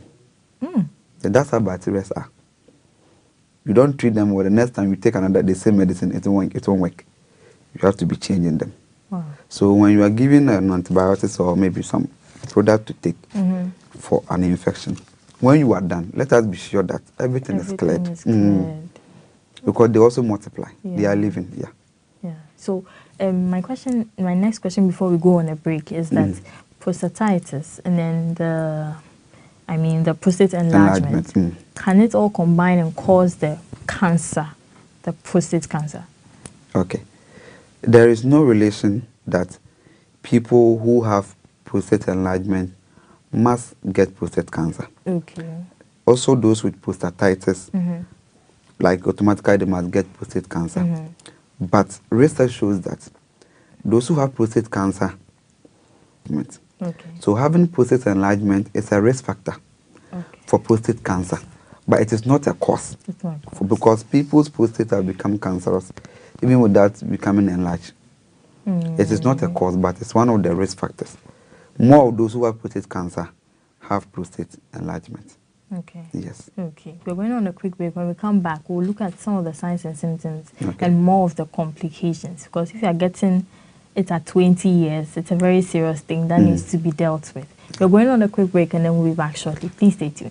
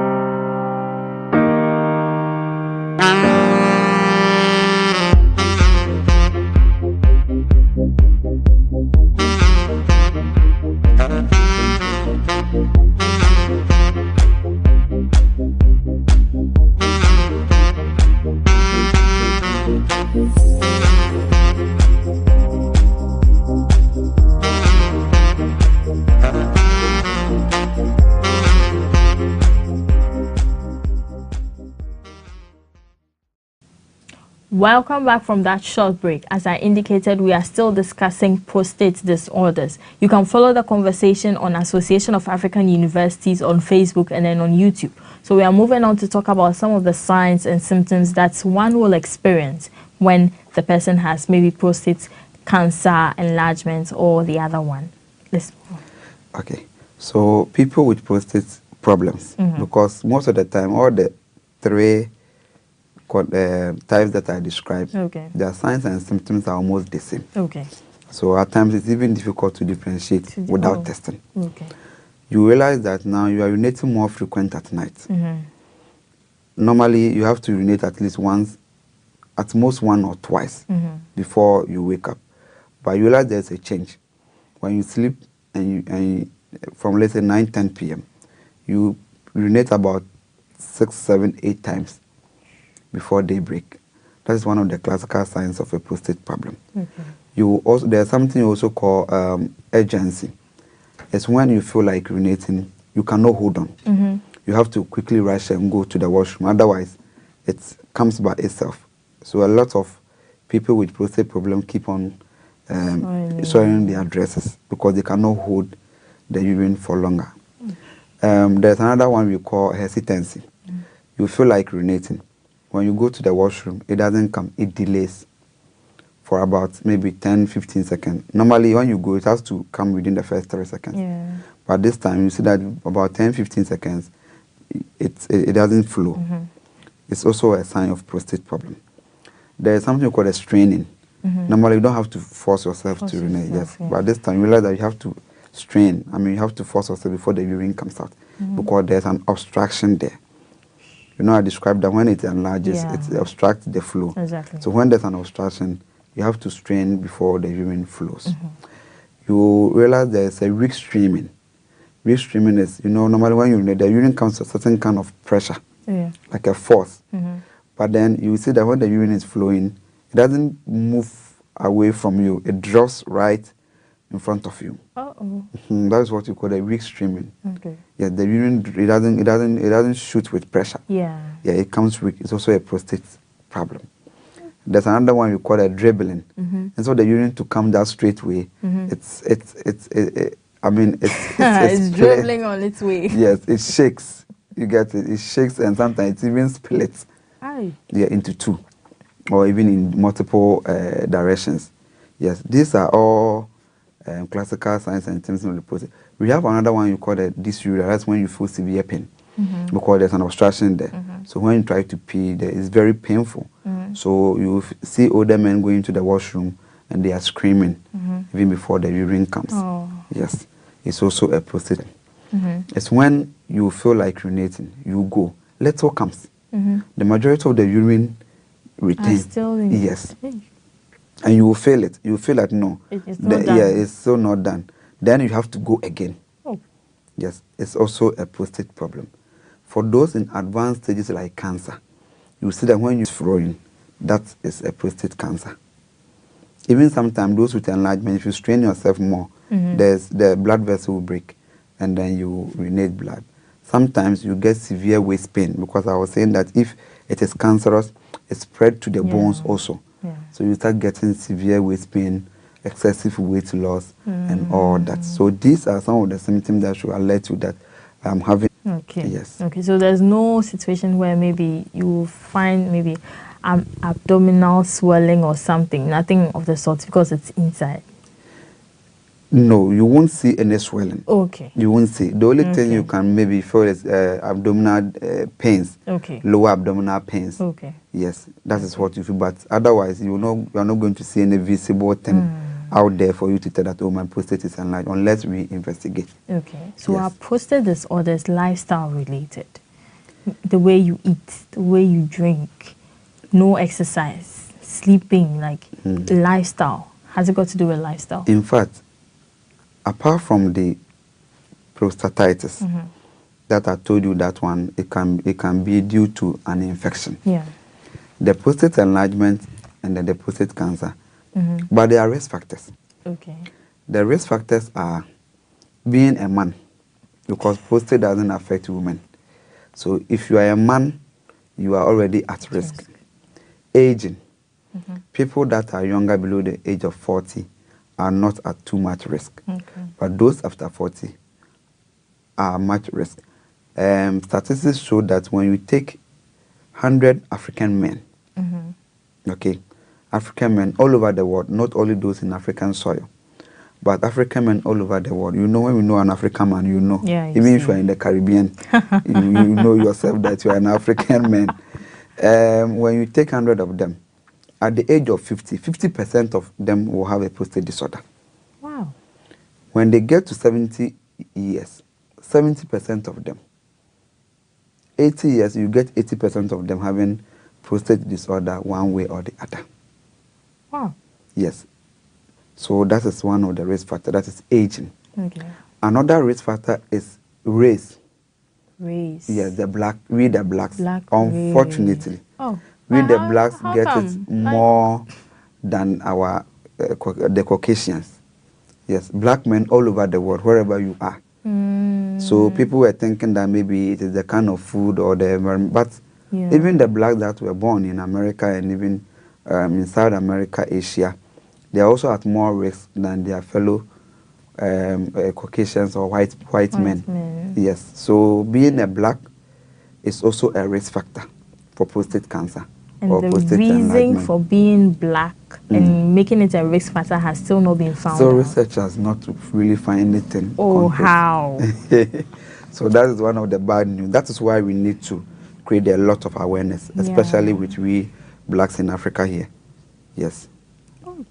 So that's and then the lifestyle you talked about. Research also has also shown that, in fact, those people that have been diagnosed with prostate cancer, especially the cancer, have certain lifestyle. For example, excessive smoking and excessive intake of alcohol. Okay. Most of them that have prostate cancer have either smoked or taken alcohol before. Though there is no direct cause, because it's not all those who smoke and drink get prostate cancer. Okay. But there's also a bit of risk factor there. And then sedentary lifestyle. Lack of exercise, eating a lot of junk food. Indomie. Eating a lot of junk food are food that we are taking, but there's no nutrients. Yeah. Yes, you are not getting anything from it. You're only filling your tummy. Exactly. Those are junk food. But at least if you're able to take a lot of vegetables and fruits, like I see here, this is a good combination. A lot of vegetables and fruits. Research also shows that those people have a better prostate health than people who have unhealthy lifestyle. Yeah. Okay. So you talked about being a man as a risk factor. What if you are mixed? Like you have a bit of, you are a normal human being, but then you have a bit of male and you have a bit of female. Unfortunately, maybe you have penis. Are you still at risk? Yes, I think I get your question. I think the male factor with why we get more prostate, because one of the treatments for prostate is to stop our male hormone. Okay. Which I'll talk about it. But I think having testosterone, because from some research shows that we the black men have a lot of testosterone compared to the white men. Which probably put us a lot of risk than the white. So having that male hormone in excess is also somehow a risk factor. So people with double, having a male organ, and their hormones need to be analyzed. And in most of those people, one hormone dominates. So either the male hormone dominates or the female dominates. I think that's one of the reasons to differentiate them, whether it's a male or female, by running the sex hormones. So if the person's sex hormone, the male one dominates, then he becomes a male. Then the person also belongs to this our risk group. But if the female hormone is the one that dominates, then the risk will be very low.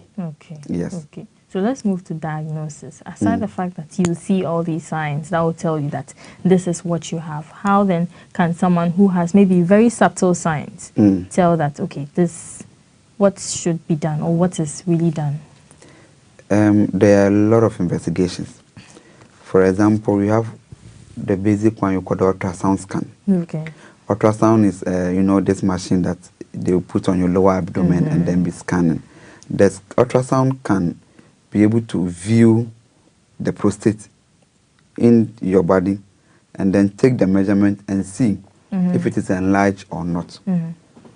There's something called the DRE, that's the digital rectal examination. Okay. At places where there is no ultrasound, the doctor can do an anal examination, and if it's enlarged, the doctor can know. Really? Oh yes. Now we don't do that Doctors are seeing things. Now we don't do much often, but if you are in a rural area Okay. and person presents with you with this symptoms and there is no ultrasound there, there is what we call the direct examination. Put on gloves, insert our fingers to the anal area, and then feel if the process is enlarged, we are going to feel it and know it is enlarged. Wow. There is also a blood testing. For example, the cancer, we have a test we call the PSA. That is the prostate-specific antigen. It's when the process becomes chemicals into the blood.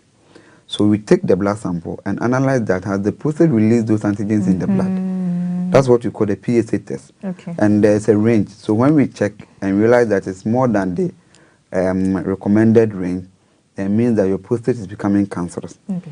For more confirmatory tests of prostate cancer, we have what we call the prostate biopsy. Okay. So the biopsy is we take a certain portion of the prostate inside you. We take certain portion, take it to the lab, and then analyze and see which portions of the prostate is cancerous. So we are able to differentiate between which cells are normal and which cells are cancer cells. Okay. Then we can even determine which stage of cancer you are. Okay. For those with the prostatitis, sometimes we even do a normal urine examination or urine culture to find out if there are bacteria in there. Then we also use to diagnose. Sometimes we even take the semen to the lab. Really? Oh yes, we take the semen to the lab to find out whether there are bacteria or any microorganism in the semen that is giving those inflammations. Yes, so basically these are in advanced stages. We do MRI. That's what we call the magnetic resonance imaging to analyze the bones of the pelvic. Because if it's becoming cancerous, the MRI, it will spread to the bones. So during the MRI, we are able to detect whether the bones are becoming cancerous. Sometimes X-ray, yes, sometimes X-ray, and all that to use also for the diagnosis. So someone will ask, can prostate disorders be reversed with diet? Maybe a proper diet, a physical activity, and living a proper life. Can it be reversed with diet? Yes, You can. That's a good question. The main aim of prostate problem is to get better life for those that are affected. And better life will go with a better lifestyle also. Okay. Even if you are doing the treatment, no matter what potent medicine is given to you, and your overall health is not good, the medicine might not work or you might not respond good.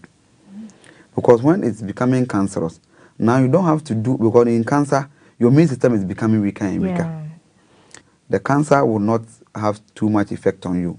But if you have already, and the prostate becomes cancerous, then it's going to be more complicated. Okay. So eating good vegetables, fruits, some kind of exercise, having enough rest and all that will boost your immune system, which will make your body be able to fight the cancer. And together with medications that will be given.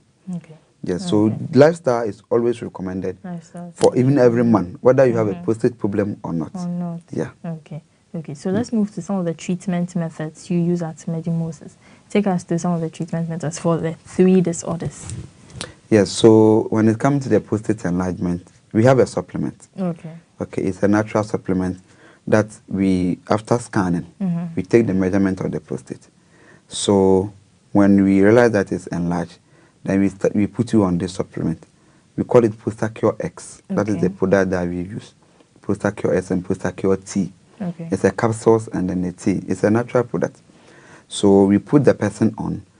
The person will be taken, and then we'll be reviewing the ultrasound to monitor to see if the prostate size is coming down, because the aim is to reduce the prostate size so that it doesn't go and obstruct the urine flow.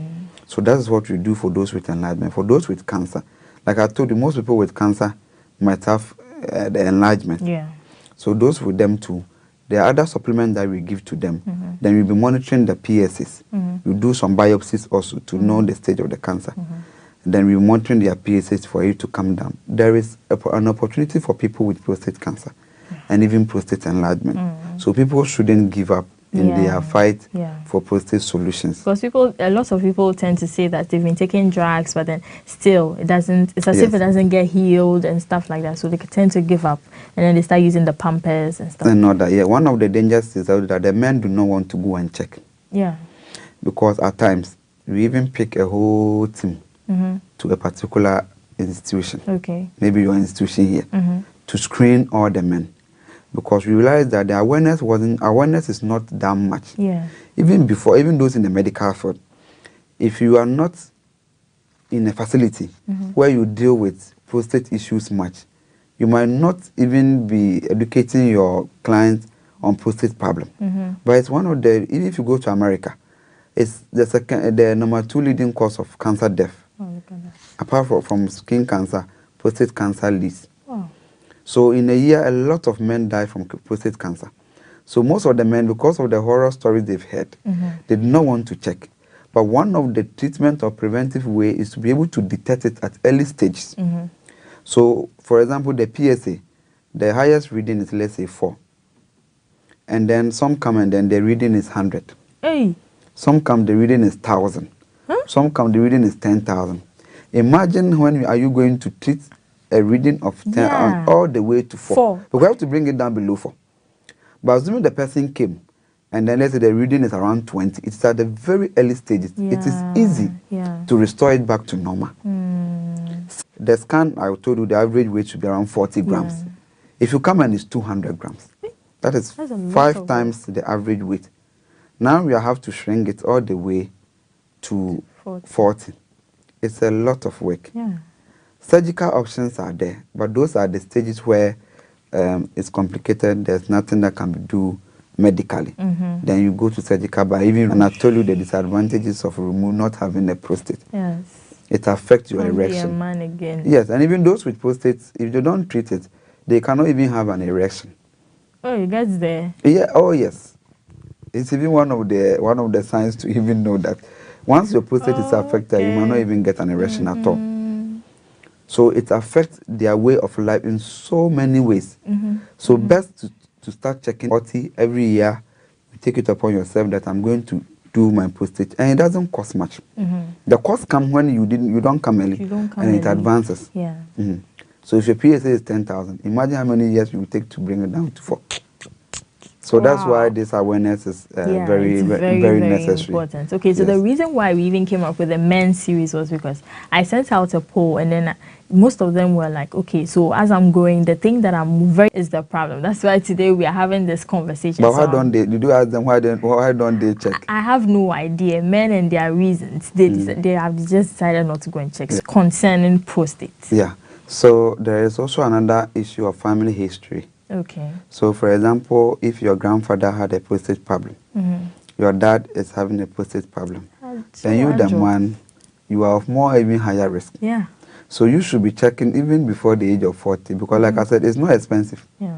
40, you should be checking even before the age of 40. So you can take it like, okay, every year as part of your overall, not even have those things to check. But we do.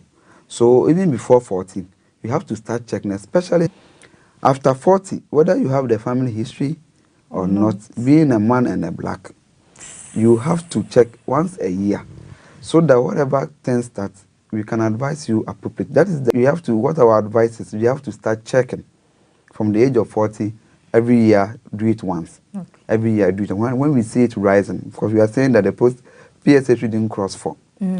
So once we know that it is 3.8, then you know that no, it will give you something to bring it down. Same as even the prostate enlargement. So you are a young man, you are urinating more often, you are urinating more frequently. It is not diabetes, it is not an infection. Most of the time, it is a prostate problem. Okay. Yeah. So this is the best advice I can give. Yeah. Stories. When you go online, they will scare you. But those people are in that kind of situation because urinate and all that. It has advanced. Okay.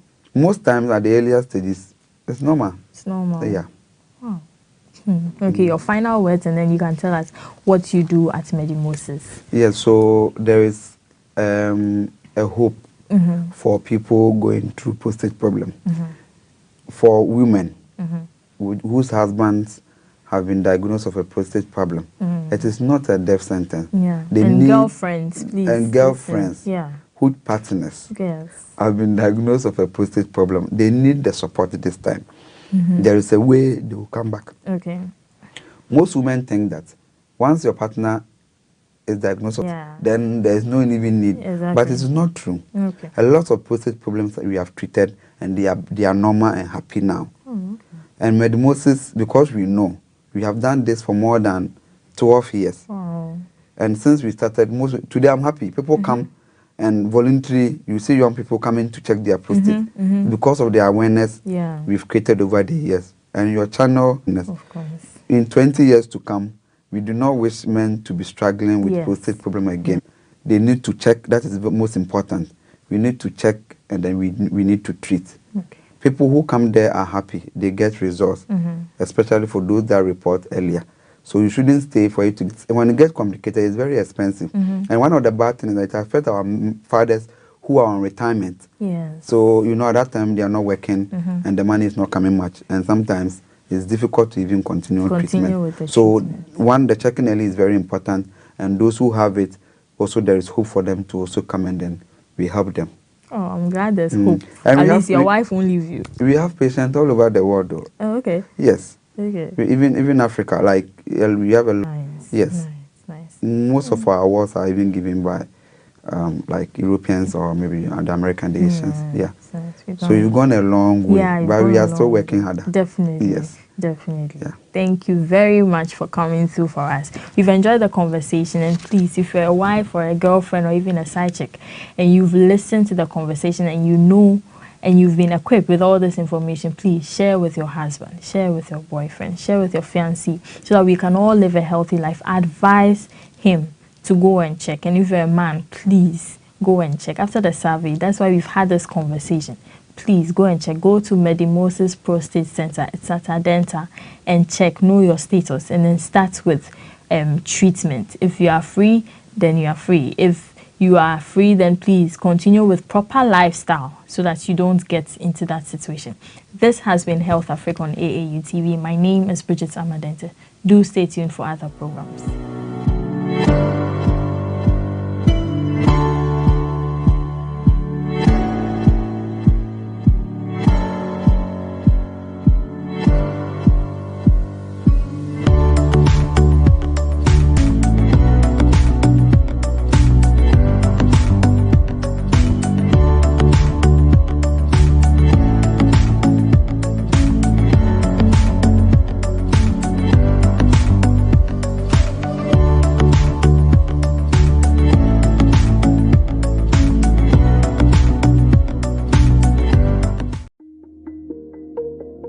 The Association of African Universities, AAU, is an international non-governmental organization set up by universities in Africa to promote cooperation among themselves and the international academic community.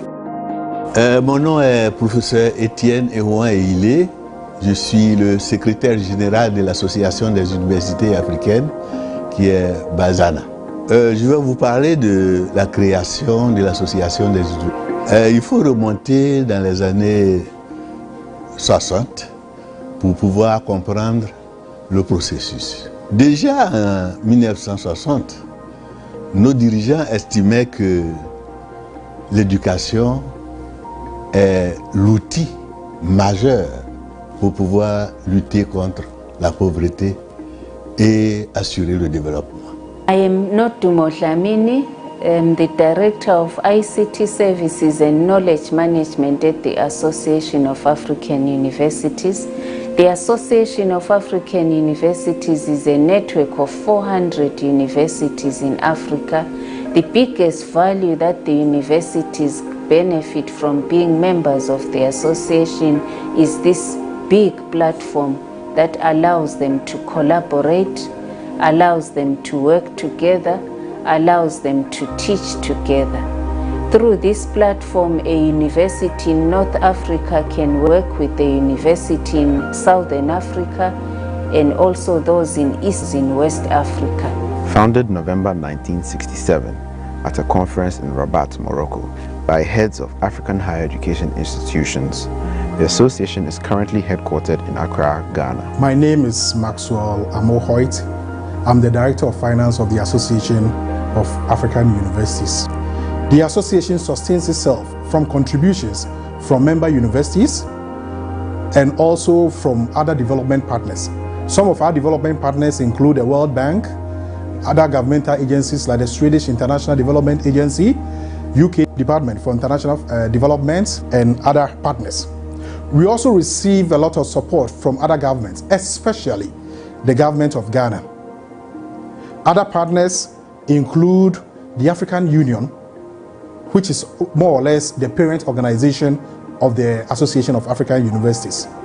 The Association of African Universities hosts the Secretariat for the African Union's Continental Education Strategy. And by so doing, we provide coordinating roles for the African Union in helping members achieve their targets. Déjà en 1960, nos dirigeants estimaient que l'éducation est l'outil pour pouvoir lutter contre la et assurer le développement. Et rappelons-nous que les années 60, la décade 60, a été une décade où la plupart des pays africains ont obtenu leur indépendance, où, sur ce plan-là, les universités aussi se sont organisées grâce à l'UNESCO qui a parrainé plusieurs réunions depuis jusqu'au Maroc. Continent, the agenda of the African Union. So if an institution is not on board, it is missing the opportunity to leverage on the opportunities that are provided by the association in the area of training, human resource capital, training their own staff and students, the opportunities that are provided by the universalization of quality education on the continent, and many other opportunities that are provided.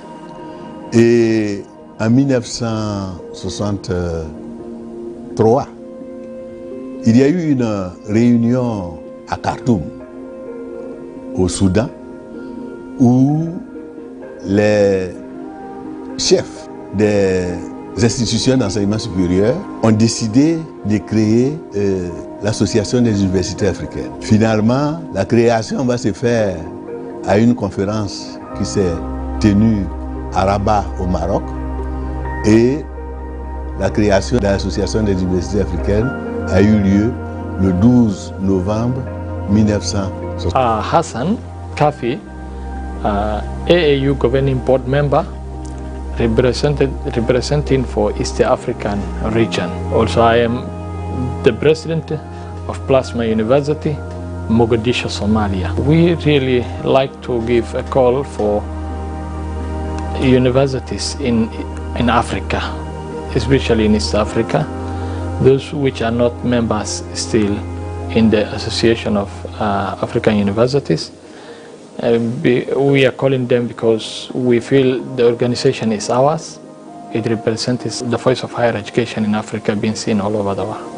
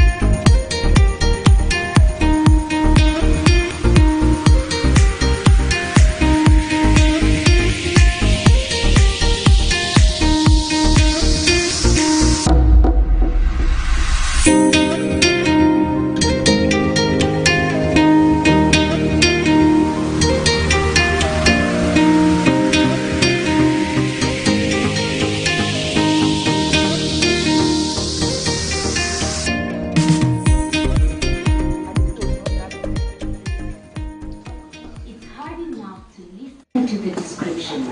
Imagine going through it. Some girls are just 6 years old. Then comes the marriage. Like the one we rescued during December holiday. 8 years old, married for 3 months. So imagine after we rescued her, we had to take her to Nairobi Hospital, Women Hospital to be treated. It is not. We find them in bad shape. Alongside the physical damage, the psychological impact can be immense. 13-year-old Tasha attempted suicide several times rather than go through with the tradition. 2 years ago, she was in Nairobi. Her 14-year-old sister went through with the cut and marriage. Tasha ran away, tried to kill herself, and then ended up as a house help before hitting the road to try and find her mother. She's among 150 girls rescued in Kajiado in just 5 months. 72 of those are in the Bisil Primary School in Kajiado. It's a refuge for those trying to escape early marriage and all that goes with it. Tried to commit suicide many times, but it failed. When I came here, I had only one outfit that my mother used to wear and left it with me. I had only one shoe which I wore on my foot. I felt hurt the most. Everybody hated me and laughed at me. Now I'm like a leader and they all love me in school.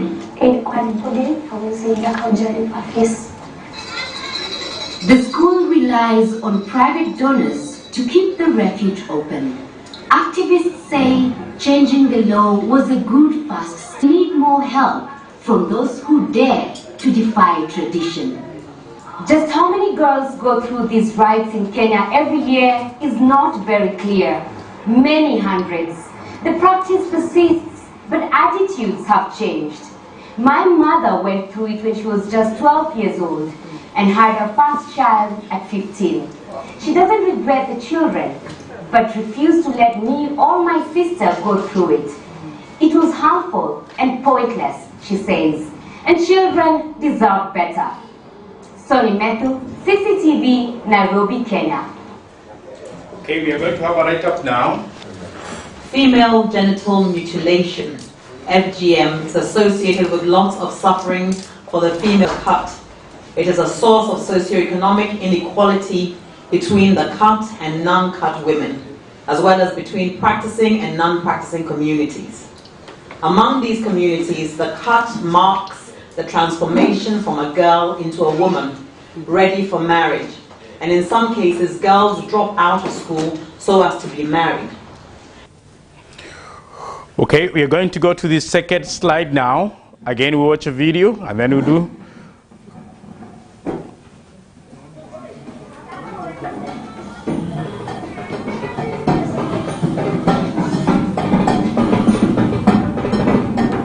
They wanted to give us a chance to speak up for themselves.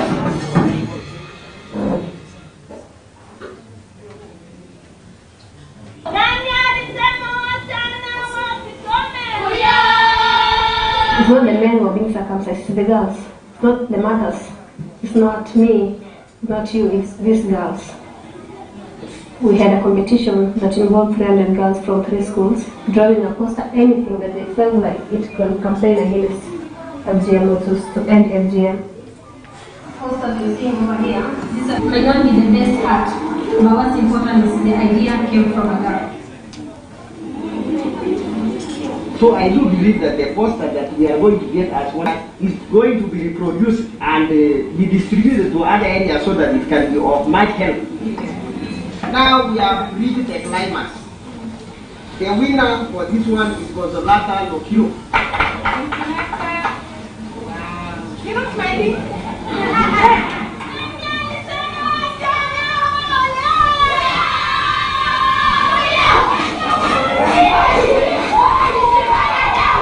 The painting but one that was sent to me by courier. Put it on the big machine and we'll start printing.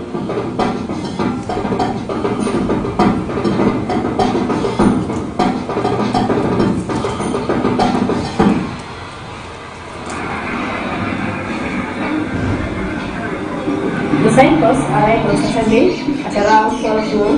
Although that's not what we expected them to arrive on Saturday at 7 o'clock in the morning. This is just part of the challenges, the transport, the road and everything. So it's not going to pull us back. We're going to move forward and make sure FGM comes to an end. It doesn't matter what we go through.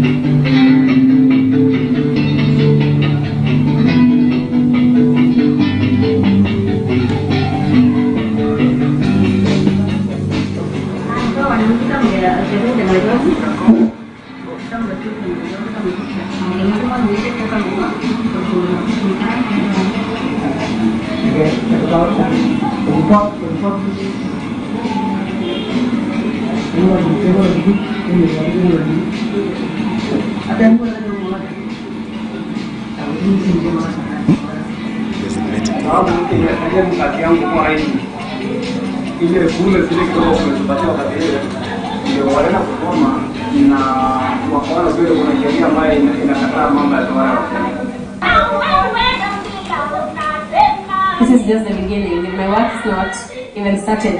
This is going to start a conversation about FGM. Back home at the Guardian's global media campaign to end FGM sponsored an art competition, the first of its kind in the area, to design a poster warning of the dangers of female genital mutilation. The campaign was launched with the structures for display being put up in several villages to help educate residents on the dangers of FGM. I'm going to make sure the fire keeps on burning all along.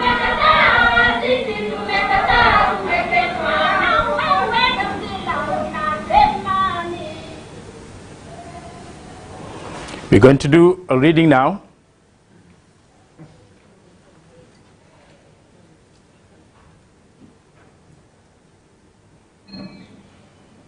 Many individuals and groups have, over the years, forged a sustained local campaign against FGM. This has included girls at risk of facing the cut, teachers, health professionals, and civil societies. The media has been a powerful tool in propelling local campaigns against FGM onto global platforms. Voices of girls facing risk of the cut, as well as voices of civil societies and of individual protagonists, can reach a wider audience through the media's efforts of screening, narrating, writing and broadcasting about local efforts. Such efforts have magnified calls against the practice by transmitting voices of advocacies far beyond local limits. This has facilitated appeals on the responsibility of a global audience to fight for the women at the risk of the cut. The media has therefore been a powerful tool in spreading these forms of advocacy, as the adjacent commentary shows. We go to the next slide.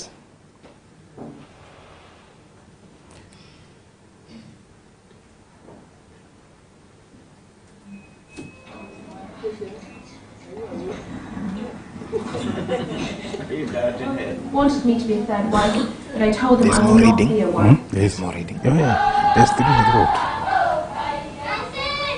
Kulea, who is also a Samburu, says she has rescued over 1,000 girls, just like Eunice, from early marriage, female genital mutilation and feeding. The practice of allocating girls to their male relatives for sex. She's fighting the very cultural traditions she grew up with. When I came to realize we are the only ones doing FGM, and I think the other communities are not doing it, then until you go to school, and I actually went through school, to high school and even to now, it's really harmful. So that's when I said, okay, I think there are things the community are not doing right, and I think I need to make a difference, and that's how I started rescuing. Kulea's organisation, the Samburu Girls Foundation, has placed 9 girls in their school. There are over 200 girls in schools throughout Kenya, rescued, then taken to safety. Despite her efforts, there are many more desperate for her help. Kulea is called a away to meet this group of girls and their mothers who secretly wanted to save their daughters. All these girls have been beaded. The youngest one here is only 7, already promised to a man. My community, the beading basically means they're allowed to pick a girlfriend among the girls who are not married. Sometimes at younger age, and they have to buy beads for them, and they have to put them around their neck. That's just for sex. All girls in the village are actually good. So like this one, she's like 10 years, no less, or 9 years, but they want to marry her off. Yeah, she wants to go to school, but they want to marry her off. So that's why you're asking to go to school now. Even though female genital mutilation and early marriage are traditions are hard to break. Girls as young as 7 are mutilated before they're married off, against their will, often to men much older than them. When I was 9 years old, my parents wanted me circumcised.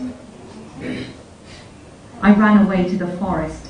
I heard about one lady, Mama Kulea, who rescued me, and she took me to school.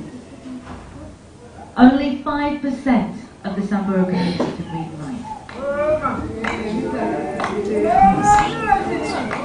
This is our culture, and it was practiced a long time ago. So change it, higher. Kulea is determined to change these cultural practices. There's hope. There's like I know when we take more kids to school in future, there will be a difference. For Kulea, it's not about losing Samburu traditions. It's about the future of her tribe. She believes women can play a vital role if given the chance. Nema Baba CNN, Nairobi.